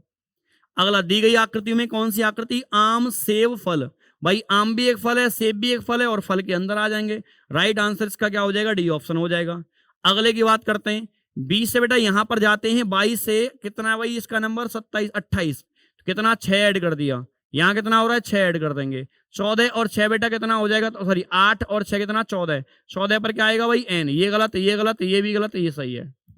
बाकी डब्ल्यू 23 पर होता है, 3 पर आप पहुंचे, 23 से कितना ऐड कर दिया, कितना आएगा 26 के बाद 27 यानी 28, कितना ऐड कर दिया 5, और यहाँ बेटा कितना ऐड कर देंगे तुम्हारा 6 ऐड हो गया, यहाँ पर 23 होता है ना ये, और Z 26 पर आता है, A 27 पर आता है, B आपका आता है 28 पर, ये 29 पर आएगा भाई C। तो 23 में 6 ऐड करेंगे कितना आएगा, C आ जाएगा, और यहाँ 6 ऐड करेंगे तो 9 और 6 कितना आएगा भाई 15 पर, ठीक है सर। X से D आया, प्लस का 6 करेंगे, यहाँ बिल्कुल राइट आंसर बी ऑप्शन है इसका, ठीक है भाई। ये होता है आपका सॉल्यूशन, कहीं कोई दिक्कत लगे तो आप बता सकते हैं मुझे, ठीक है। तो आप बताएं कौन सा टॉपिक ऐसा रह गया तुम्हारा जिसका रिवीजन नहीं हो पा रहा है, अगली बार से हम वही टॉपिक आपके लिए लेके आएंगे, ज्यादा से ज्यादा क्वेश्चन लेके आएंगे, ठीक है। सभी के लिए जय हिंद, जय श्री राम, राधे राधे बेटा। जय हिंद माय डियर फ्रेंड्स। आज हम Uttar Pradesh full mock test 117 का जीएस सेक्शन का सॉल्यूशन करने वाले हैं। चलिए आइए हम देखते हैं सबसे पहला क्वेश्चन। सबसे पहला सवाल है कि नोबेल शांति पुरस्कार निम्नलिखित में से किस शहर में प्रदान किया जाता है। सबसे पहली बात बेटा, जो नोबेल पुरस्कार हैं इनकी शुरुआत कब हुई है, इनकी शुरुआत हुई है 1901 में, 1901 में, और इनकी जो शुरुआत हुई वो किसके द्वारा की गई, या मतलब एक तरह से किसकी याद में ये दिए जाते हैं, तो डायनामाइट एक विस्फोटक होता है, डायनामाइट। डायनामाइट का आविष्कारक अल्फ्रेड नोबेल ने अपनी वसीयत में लिखा था कि जब मैं मर जाऊंगा तो मेरी जितनी संपत्ति है उससे वर्ल्ड लेवल के एक पुरस्कार शुरू किए जाएं। ये जो कितने सेक्टर्स में दिए जाते हैं, तो ये 6 क्षेत्रों में दिए जाते हैं। कितने सेक्टर्स में, 6 क्षेत्रों में ये पुरस्कार दिए जाते हैं। और प्यारे साथियों, स्टॉकहोम स्वीडन में जो दिए जाते हैं वो अलग अलग क्षेत्रों के नोबेल पुरस्कार, जैसे इकोनॉमिक्स का, जैसे फिजिक्स का, केमिस्ट्री का, जैसे मेडिसिन का, ये पुरस्कार तो ये दिए जाते हैं स्टॉकहोम में। लेकिन प्यारे बच्चों, जो नोबेल का जो शांति का पुरस्कार है ये दिया जाता है ओस्लो में, ओस्लो यानी Norway. Right answer will be, the right answer will be here, ठीक है, सही उत्तर बी हो जाएगा। अगले क्वेश्चन पर चलेंगे माय डियर फ्रेंड्स। औद्योगिक उत्पादन सूचकांक, औद्योगिक उत्पादन सूचकांक में 8 कोर उद्योगों के महत्व का क्या कारण है। वे केवल सार्वजनिक क्षेत्र के उद्यम हैं? जी नहीं, केवल सार्वजनिक क्षेत्र के नहीं है।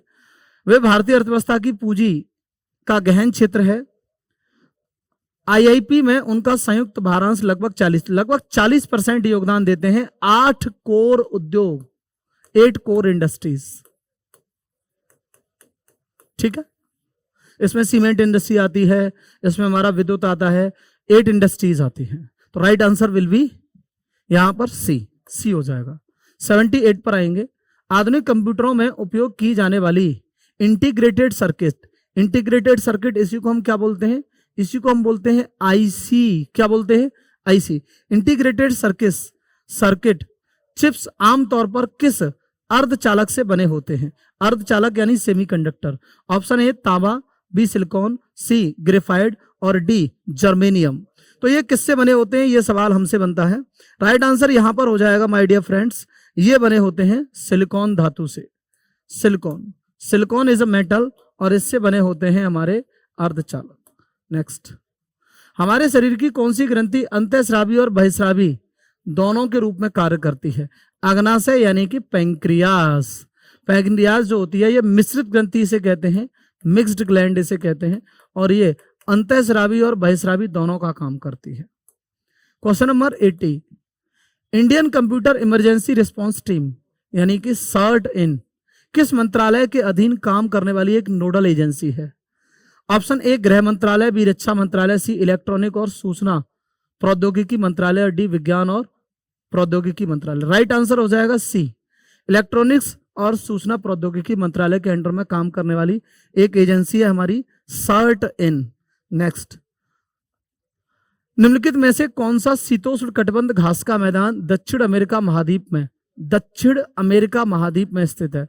प्रेरी घास के मैदान, स्टेपीज घास के मैदान, वेल्ड घास के मैदान और पंपास। पंपास जो है ये अर्जेंटीना में है और अर्जेंटीना एक साउथ अमेरिका का एक देश है। तो right answer will be D here, Argentina will be the correct answer.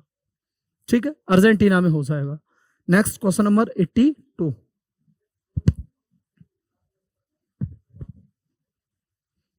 अब देखेंगे क्वेश्चन नंबर 82।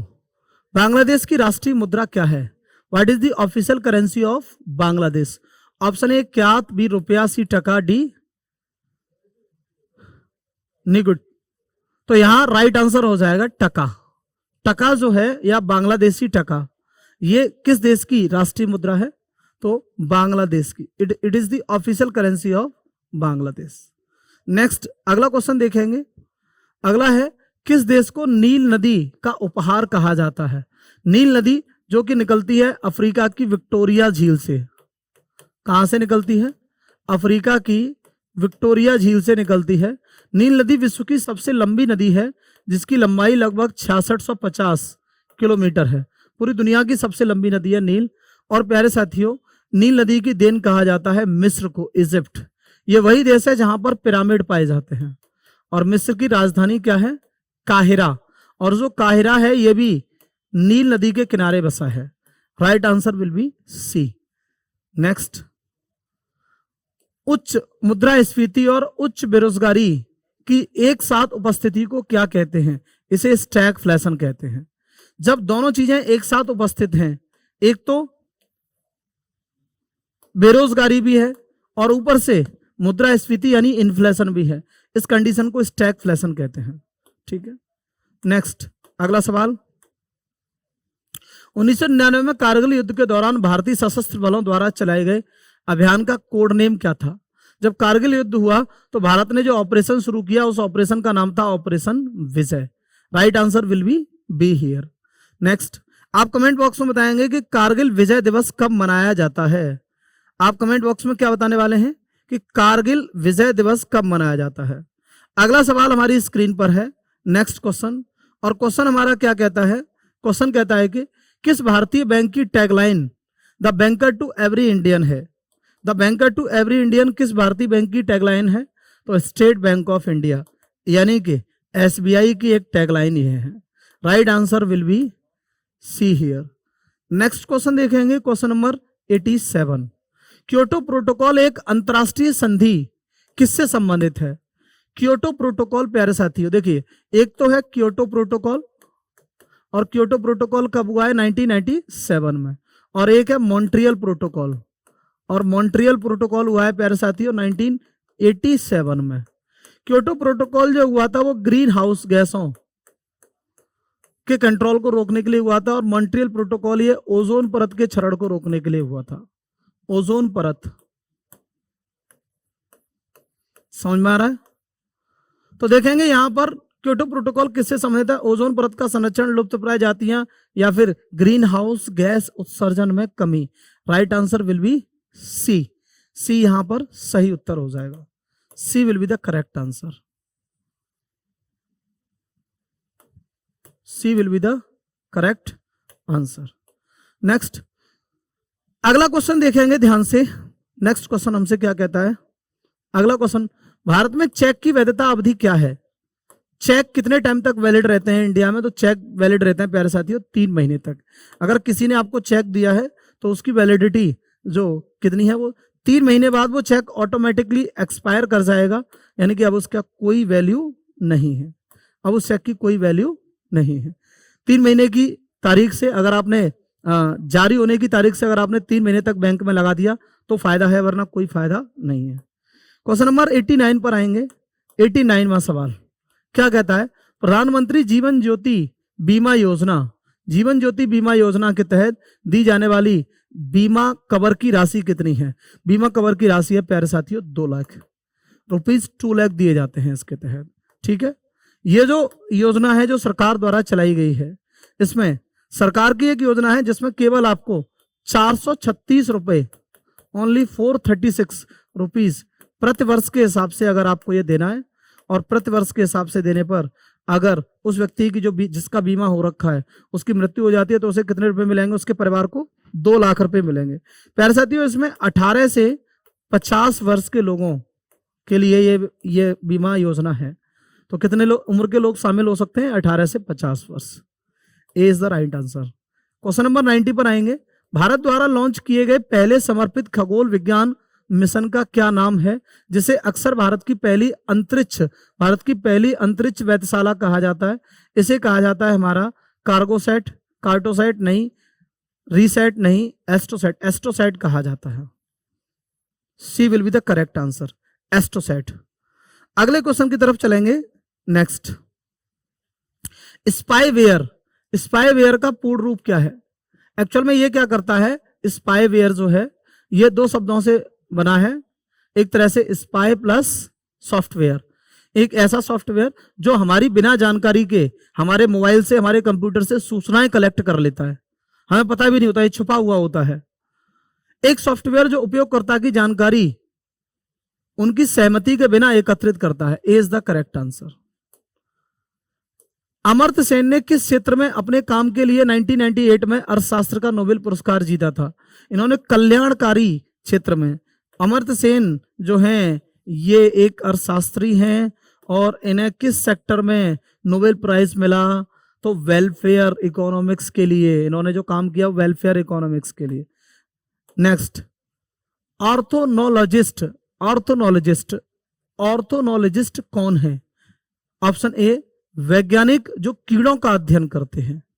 वे वैज्ञानिक जो कीड़ों का अध्ययन करते हैं माय डियर फ्रेंड्स, अर्थात scientist who study insects. Scientist who study insects, तो कीड़ों का अध्ययन करते हैं। दूसरा, वैज्ञानिक जो मछलियों का अध्ययन करते हैं, वैज्ञानिक जो सरीसृपों का अध्ययन करते हैं, वैज्ञानिक जो पक्षियों का। देखिए, ऑर्थोनोलॉजी होती है पक्षियों का अध्ययन। अगर हमसे पूछा जाए कि मछली का अध्ययन क्या होता है, तो मछली का अध्ययन होता है एस्चियोलॉजी।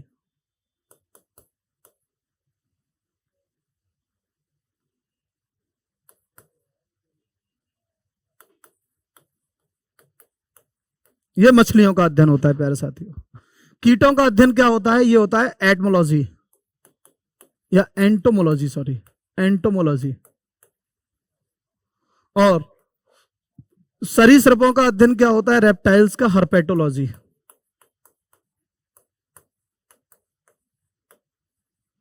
Herpetology.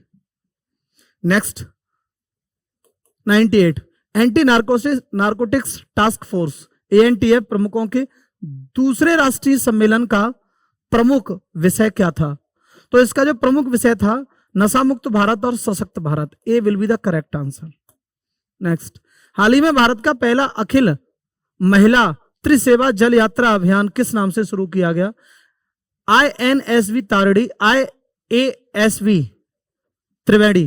Right answer will B be here. Next, प्रसिद्ध गीत रघुपति राघव राजा राम दांडी मार्च के समय पहली बार किस सुप्रसिद्ध संगीतकार द्वारा गाया गया? देखिए, दांडी मार्च कब हुआ? तो ये 1930 में महात्मा गांधी के द्वारा अहमदाबाद से लेकर दांडी के तट तक यात्रा निकाली गई थी। इसी को दांडी मार्च या दांडी यात्रा कहते हैं।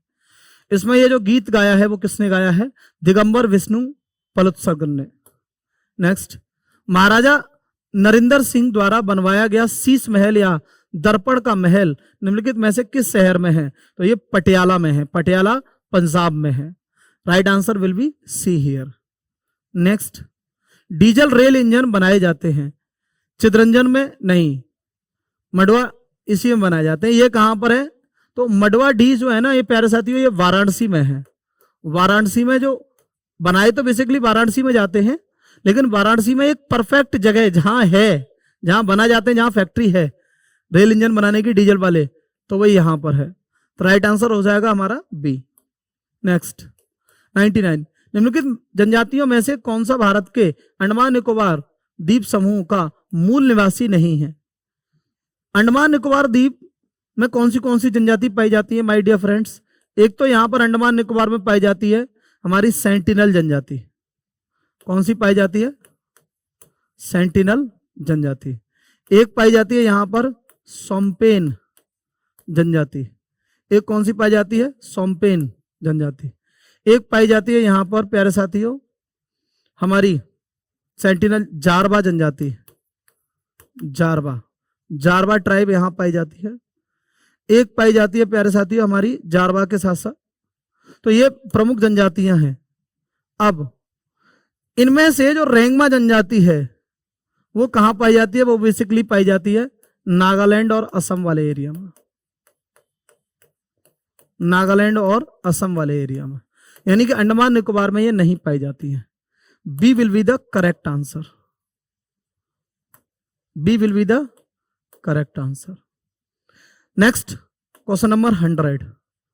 संविधान के निम्नलिखित में से कौन सा अनुच्छेद मौलिक कर्तव्य भारत की संप्रभुता, एकता और अखंडता को बनाए रखना और उसकी रक्षा करने पर जोर देता है?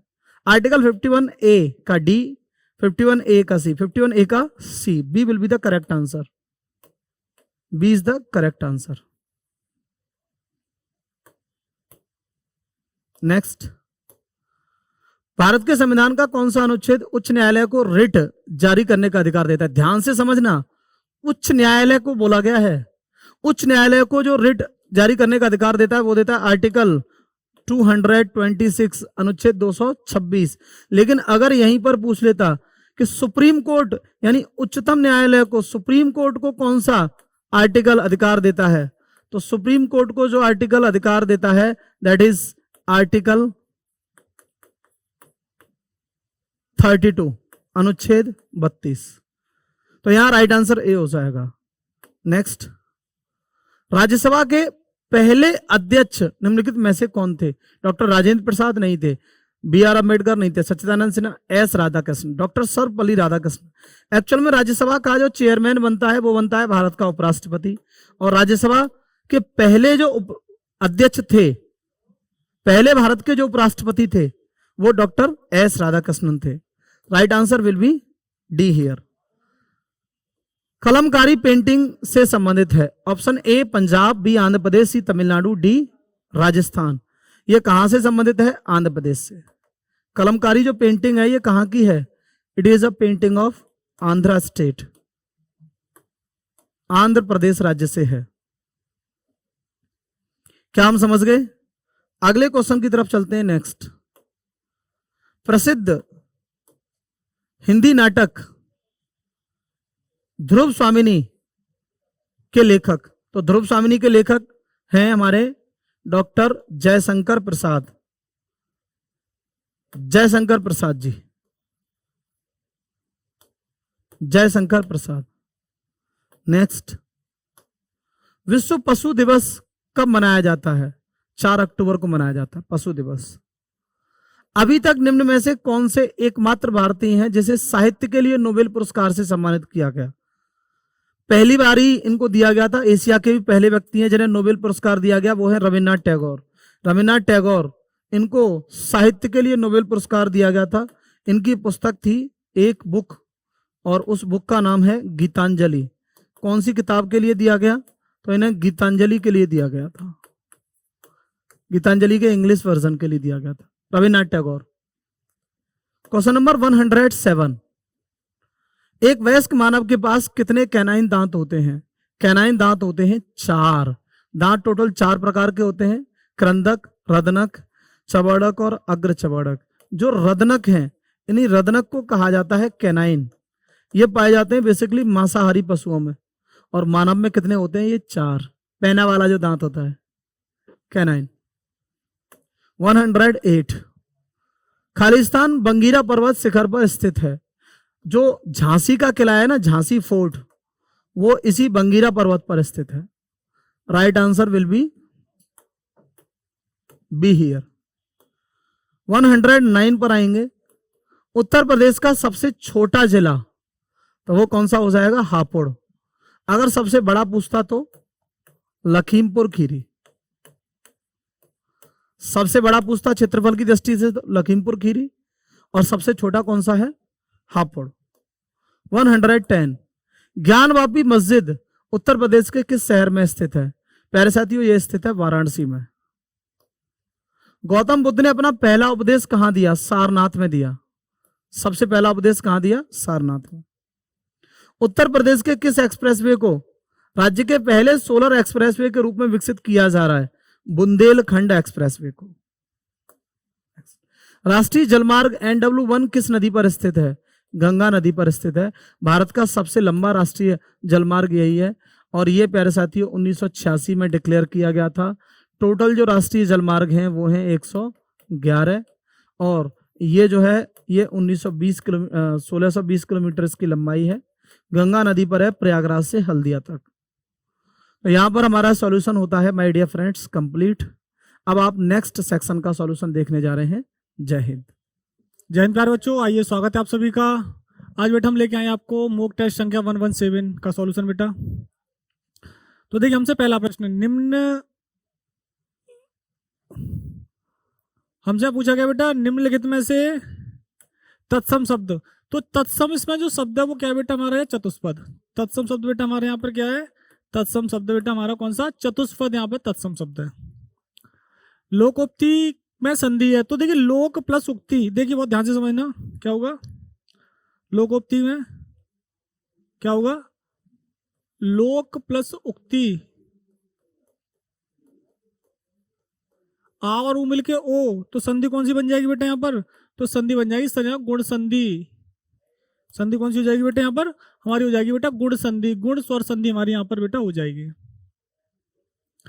कौन सा स्त्रीलिंग है? स्त्रीलिंग हमसे पूछा है, तो मित्र पुल्लिंग है, उपहार पुल्लिंग, सूचना तो कहते हैं सूचना मिल गई, सूचना प्राप्त हो गई, तो क्रिया स्त्रीलिंग, तो शब्द भी बेटा स्त्रीलिंग। अध्याय पुल्लिंग। मिलावट में प्रत्यय है, मिल प्लस आवट इजिकल टू बेटा क्या होगा यहाँ पर? मिलावट। मिल प्लस आवट बराबर बेटा मिलावट। उसके बाद सकर्मक क्रिया का उदाहरण है, सोना, हंसना, बैठना, खाना। तो देखिए यहाँ पर हमारा क्या है? खाना। ये क्रिया कैसी है? सकर्मक है। सोना जिसका असर सीधा किस पर पड़ेगा बेटा? कर्ता पर, तो अकर्मक, और कर्ता के अलावा किसी दूसरे पर पड़ता है तो सकर्मक। जैसे सोना, कोई खुद कर्ता सोएगा, हंसना कर्ता सेगा, बैठेगा कर्ता सेगा, खाएगा क्या? कुछ ना कुछ कर्म हमारा।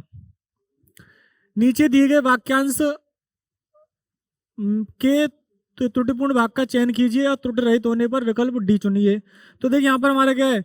जो मेहमान दिल्ली से आए थे उन सबको माँ ने चाय पिलाया। तो देखो क्या हो गया, हमारे आंसर क्या हो जाएगा बेटा यहाँ पर? सी, चाय पिलाया। तो आंसर यहाँ पे क्या हो जाएगा बेटा? एक तुम्हारा आंसर यहाँ पर क्या हो जाएगा बेटा? हमारा आंसर हो जाएगा यहाँ पर क्या बेटा? सी, चाय पिलाया। क्या पिलाया बेटा? चाय पिलाया। तो आंसर क्या हो गया बेटा यहाँ पर हमारा? सी यहाँ पर करेक्ट आंसर इसका हो गया क्या बेटा? चाय पिलाया।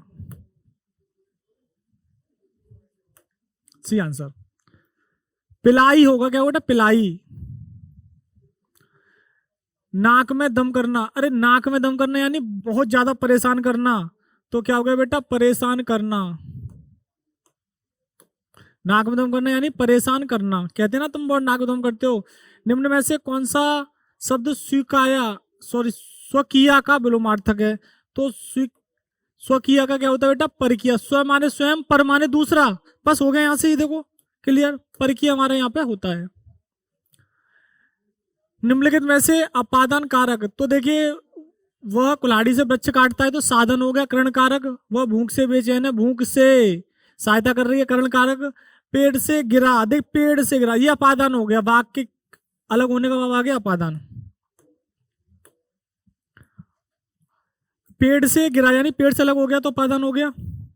निम्नलिखित में राजपुत्र, राजपुत्र यानी राजा का पुत्र, संबंध तत्पुरुष, तो कौन सा हो गया बेटा हमारे यहाँ पर? संबंध तत्पुरुष समास।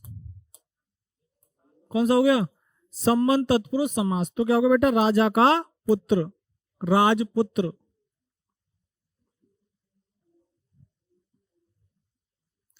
निम्नलिखित में से कौन सा वाक्य सही है? मुझे घर जाने की जल्दी है, मुझको घर को जाने की जल्दी है, मुझे घर को जाने की जल्दी है, मुझे को मेरे को घर जाने की, मुझे घर जाने की जल्दी, क्या होगा इसका, इसका यहाँ पे बेटा हमारा सही आंसर होगा यानी कि ए, कि मुझे घर जाने की क्या है बेटा, जल्दी है। बेटा बात समझ, मुझे घर जाने की जल्दी है, हमारा क्या होगा यहाँ पर ए, यहाँ पर सही आंसर हो जाएगा।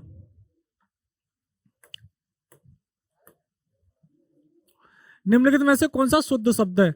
तो ध्यान रखना, शुद्ध शब्द हमारा कौन सा होता है, अनुग्रह प्लस इत, अनुग्रहित होता है। क्या होता है, अनु प्लस ग्रह प्लस इत, और ग्रह कैसे लिखते हैं हम, तो यहाँ पे जो गलती होगी बेटा वो कहाँ पे होगी, सिर्फ गलती बेटा ये होगी ग्रह।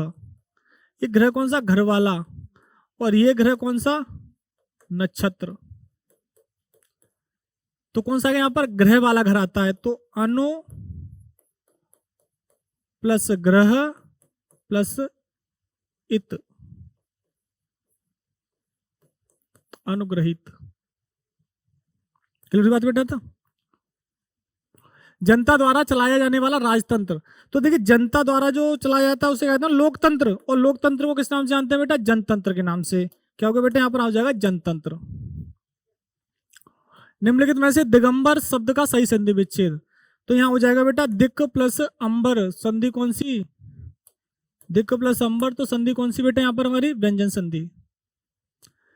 किलकत काना घुटुर वन आवत, मुनि में कलक नंद के आंगन बिंब पकड़े वे धावत, तो कौन सा पंक्तियों में रस हमसे पूछा है, तो बेटा कौन सा, बात्सल रस की यहाँ पे चर्चा हो रही है, भगवान कृष्ण की बात हो रही है, बचपन रूपी की घुटवन चल रहे हैं, आ रहे हैं, बात्सल रस है इसमें। बसंत में नाचा बहुत मेरा मन मयूर, ओह बसंत में मेरा मन रूपी मयूर बहुत जोर जोर से नाचा, क्या कर दिया, मन को मयूर का रूप दे दिया, मन को किसका रूप दे दिया, मयूर का, तो कौन सा हो गया अलंकार यहाँ पर बेटा हमारा, यहाँ हमारा अलंकार हो गया रूपक। और बताया था उपमेय और उपमान के मध्य में योजक चिन्ह ना जाए तो हमारा कौन सा रूपक अलंकार होता है। एक आंख से रोवे एक आंख से हंसे, लोकोक्ति सही अर्थ है, तो क्या होगा इसका, अंधा किंतु विवेकशील होना, मूर्ख किंतु धनी होना, पागल नहीं, दिखावटी रोना। क्या होता है, दिखावटी रोना। क्या होता है इसका, दिखावटी रोना। बड़े बड़े मोती से आंसू जयमाला पहने थे, बड़े बड़े से जयमोल से, यहाँ देखो तुलना हो गई बेटा, देखो से आ गया, देखो यहाँ पर देखें क्या आ गया बेटा, से आ गया, क्या आ गया, से आ गया, तो क्या होगा, सासी से कौन सा अलंकार, उपमा अलंकार। यानी कि मोती के समान आंसू, आंसू क्या बेटा, मोतियों से तुलना कर दी, मोती के समान। निम्न में से शुद्ध शब्द है, तो बेटा शुद्ध शब्द हमारा क्या होता है बेटा, पृथक। कौन सा होता है बेटा हमारा, पृथक होता है, ध्यान रखना, ये हमारा शुद्ध हमारा नहीं होता है। चंद्रकांता उपन्यास के रचनाकार कौन है, तो बेटा चंद्रकांता के जो उपन्यास के रचनाकार है वह देवकीनंदन खत्री। कितनी अच्छी बात है ये, देवकीनंदन खत्री। इनमें से आधुनिक काल के भारतीय युगीन कवि हैं, तो भारतीय युगीन कवि तो यहाँ पे एक ही नाम है बेटा, भारतीय हरिश्चंद्र, बाकी सब हमारे छायावाद के सभी है, तीनों कवि छायावाद के, भारतीय हरिश्चंद्र। काली मिर्च शब्द में कौन सा समास है, काली मिर्च मिर्च की विशेषता हो गई काली, तो समास कौन सा बेटा, कर्मधारय समास, कर्मधारय समास। प्रति क्षेत्र में उपसर्ग है, प्रति क्षेत्र में कौन सा उपसर्ग है, तो बेटा प्रति क्षेत्र में उपसर्ग है, प्रति प्लस क्षेत्र बन गया प्रति क्षेत्र, प्रति उपसर्ग हमारा यहाँ पे बेटा हो जाएगा। हे राम तुम मेरा दुख दूर करो, उक्त वाक्य में अल्प विराम के स्थान पर कौन सा चिन्ह प्रयोग होगा, तो बेटा यहाँ पे कौन सा प्रयोग होगा, यहाँ होगा विस्मय सूचक चिन्ह, एक हे राम, क्या बोल रहे हैं, हे राम, तो क्या हो जाएगा बेटा यहाँ पर विस्मय सूचक चिन्ह का प्रयोग हो जाएगा। वह आजकल पढ़ रहा है, रेखांकित पद में क्रिया विशेषण के किस भेद का प्रयोग हुआ है, तो आजकल पढ़ रहा है, आजकल परसों नरसों, कालवाचक क्रिया विशेषण होते हैं हमारे, कौन से होते हैं बेटा, कालवाचक। च छ ज झ उदाहरण है द्विगुणन व्यंजन, स्पर्श संघर्षी व्यंजन के और अंतस्थ व्यंजन के, तो बेटा ये हमारे किसके, स्पर्श संघर्षी व्यंजन के उदाहरण है। और यहाँ पर देखिएगा, यहाँ पर ये द्विगुणन कौन से हो गए, ड और ढ, कौन से इनमें बिंदी लगी होती है, संघर्षी हो गए हमारे स, अंतस्थ हो गए हमारे यर लव। प्रिय प्रवास किसकी रचना है, अयोध्या सिंह उपाध्याय जी की रचना है प्रिय प्रवास। और बेटा ध्यान रखना, इन्हें बोला था हरिओद। इनको क्या बोला जाता है बेटा? इनको बोला जाता है हरिओद। क्या बोला जाता है इन्हें? हरिओद। और ध्यान रखना, प्रिय प्रवास पर इनको शेक्सपियर पुरस्कार भी मिल चुका है। सॉरी, शेक्सपियर नहीं, मंगला प्रसाद पारितोषक पुरस्कार इन्हें मिल चुका है। सेवा सदन, जो सेवा सदन बेटा रचना है वो किसकी है? मुंशी प्रेमचंद जी की रचना है सेवा सदन।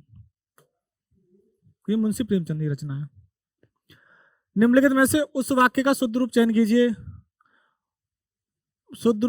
वाक्य का शुद्ध रूप। मुझे अनुत्तीर्ण होने का संशय है, तो बेटा यहाँ पे देखिए, यहाँ पे संशय नहीं आएगा। अनुत्तीर्ण होने का शक है, शक भी नहीं होता है, ना आशा होती है, आशंका होती है। तो कौन सा आंसर हो गया बेटा? हमारा हो गया यहाँ पे डी, आशंका है। तो आंसर यहाँ पे हो गया बेटा कौन सा? D, correct answer. मुमुक्षु मतलब क्या होता है? मुमुक्षु का मतलब होता है बेटा मोक्ष का इच्छुक, यानी मोक्ष की इच्छा, मुमुक्षु। ध्यान रखना, देखिए यहाँ पे हम कहते हैं कम खर्च करने वाला मितव्ययी, इसे मितव्ययी को कहते हैं हम। मरणासन्न होता है, जो मृत्यु के निकट होता है, मरणासन्न, जिसे जाना ना जा सके, होता है बेटा अज्ञेय। और मोक्ष की इच्छा होता है मुमुक्षु। निम्नलिखित पंक्तियों में अलंकार पहचानिए। कल हंस कलानिध खंजन कंज कछु दिन के सब देख जिए। तो क्या हो गया? क की आवृत्ति होगी, देखना क की आवृत्ति हो गई, आवृत्ति होगी तो यहाँ लगा दो क्या बेटा? चुपचाप हमारा लगा दो बेटा अनुप्रास अलंकार। सर यहाँ पर अनुप्रास अलंकार है। उर्मी और वीची किसे बोलते हैं बेटा? उर्मी और वीची बोलते हैं बेटा लहर को, बोलते हैं बेटा लहर को बोलते हैं। उर्मी वीची किसे बोलते हैं बेटा? लहर को बोला जाता है। चलिए पैराग्राफ 40 से 50 पढ़ लें, एक बार क्वेश्चन पढ़ लें। सच्चा मित्र कौन होता है? निराश होने पर मित्र क्या करता है? भटकने पर मित्र क्या करता है? सच्चा मित्र अपने मित्र के दुख को कैसे समझता है? इस गद्यांश में उचित शीर्षक दीजिए। तो बेटा पढ़ लें इसको। सच्चा मित्र वही है जो मित्र के दुख में काम आता है। वह मित्र के कण जैसे दुख को भी मेरु के समान भारी मानकर उसकी सहायता करता है। वह देख जो छोटा मित्र छोटा सा दुख है लेकिन उसे बहुत बड़ा मान के उसकी सहायता करता है। मित्र सुख दुख का साथी है, यह केवल दुख में ही नहीं सुख में भी साथ देता है। मित्र के होने पर हमारे सुख के क्षण रंगीन होते हैं। कोई भी खुशी पार्टी या महफिल मित्रों के बिना नहीं जमती। सच्चा मित्र हमारे लिए प्रेरक, सहायक और मार्गदर्शक का काम करता है। जब भी हम निराश होते हैं मित्र हमारी हिम्मत बढ़ाता है। जब हम परास्त होते हैं तो उत्साह देता है। जब हम शिथिल होते हैं तो प्रेरणा देता है। जब हम रास्ता बदलते हैं तो मार्गदर्शन करता है। सच्चा मित्र हमारे लिए शक्तिवर्धक औषधि बनकर सामने आता है। सच्चा मित्र हमें पथ भ्रष्ट होने से बचाता है और सन्मार्ग पर भी अग्रसर करता है। सच्ची मित्रता वस्तुतः वरदान है। अब देखिए प्रश्न इससे मिल जाएगा। सच्चा मित्र कौन होता है? देखिए क्या है इसके बारे में दिया है। देखिए कितना सरल है कि जो सुख में अपने मित्र का साथ देता है, जो दुख में अपने मित्र का साथ देता है, जो सुख दुख और सभी अवस्थाओं में मित्र का साथ देता है। तो सच्चा मित्र वही है जो सुख दुख और सभी अवस्थाओं में क्या देगा बेटा? वो मित्र का साथ देगा। उसे क्या कहेंगे हम? सच्चा मित्र। अगला, निराश होने पर मित्र क्या करता है? हमारी हिम्मत बढ़ाता है, हमें उपदेश देता है, हमारी सहायता करता है, हमें धन देता है। तो जब हम निराश होते हैं तो बेटा सच्चा मित्र हमें क्या करेगा? तो देखिए सीधा सीधा हमें यहाँ से बता रहा है। तो बात किसकी आई थी? ये हो गया, ये प्रॉब्लम है। तो बेटा क्या हुआ यहाँ पर? तो निराश होने पर सच्चा मित्र में क्या करता है? सच्चा मित्र क्या करे बेटा? हमारी हिम्मत को बढ़ाता है। बेटा कहता था वैसे मैं हूं ना, तू कर, मैं हूं। भटकने पर मित्र क्या करता है? हमें अपने घर ले जाता है, हमें घर के भीतर बंद रखता है, हमारा मार्गदर्शन कर हमें सन्मार्ग पर लाता है, कुमार्ग से नहीं बचाता। तो बेटा इसका सही आंसर हमारा क्या होगा? देखिए मित्रता की बात दे रखी है तो बेटा वही काम करेगा हमारा क्या कि हमें मार्गदर्शन कर हमें सन्मार्ग पर लाता है। सच्चा मित्र अपने मित्र के दुख को कैसा समझता है? कह रहा था, देखिए पहली लाइन में देखो दिया हुआ है, देखो ये तो वह मित्र कण जैसे दुख को, वो मित्र के कण जैसे दुख को भी मेरु माने बड़ा समझ लेता है। यहां से हो गया ना हमारा, क्या हो गया? मित्र के छोटे से छोटे दुख को पर्वत की तरह बड़ा समझता है, मित्र के दुख को छोटा समझता है, मित्र के दुख को बड़ा समझता है। उपयुक्त में से कोई नहीं। तो बेटा क्या कह रहा है हमारा पैराग्राफ? तो मित्र का जो दुख है उसे क्या करता है? पर्वत की तरह बड़ा समझता है। तो क्या हो गया बेटा हमारा यहाँ पर बिल्कुल करेक्ट आंसर हो गया। इसके बाद देखिए इस गद्यांश में का एक उचित शीर्षक दीजिए। तो इस गद्यांश का उचित शीर्षक हमारा क्या है? सच्ची मित्रता एक वरदान। सच्ची मित्रता क्या है? एक वरदान। मित्रता स्वस्थ परस्पर मित्रता से नुकसान नहीं, सच्ची मित्रता एक वरदान। तो बेटा इसी के साथ ही हमारा सॉल्यूशन संख्या 117 होता है बेटा यहीं पर समाप्त। अब मिलेंगे आपके साथ अगले सॉल्यूशन में। जय हिंद, जय श्री राम बेटा, राधे राधे। तो दोस्तों आप सभी ने सॉल्यूशन देख लिया होगा। यदि आप चाहते हैं कि ये सॉल्यूशन की प्रक्रिया हमारी जारी रहे, आपके एग्जाम तक रहे, तो जो हमारी टीम आपके लिए मेहनत कर रही है, संघर्ष कर रही है, एग्जाम ओरिएंटेड आपको कंटेंट प्रोवाइड करा रही है विद सॉल्यूशन, तो आप सभी का एक फर्ज बनता है कि आप सभी सबसे पहले अपना स्कोर कमेंट करें और उसके साथ साथ कोई आपका सजेशन हो उसे भी आप कमेंट करें। जय हिंद।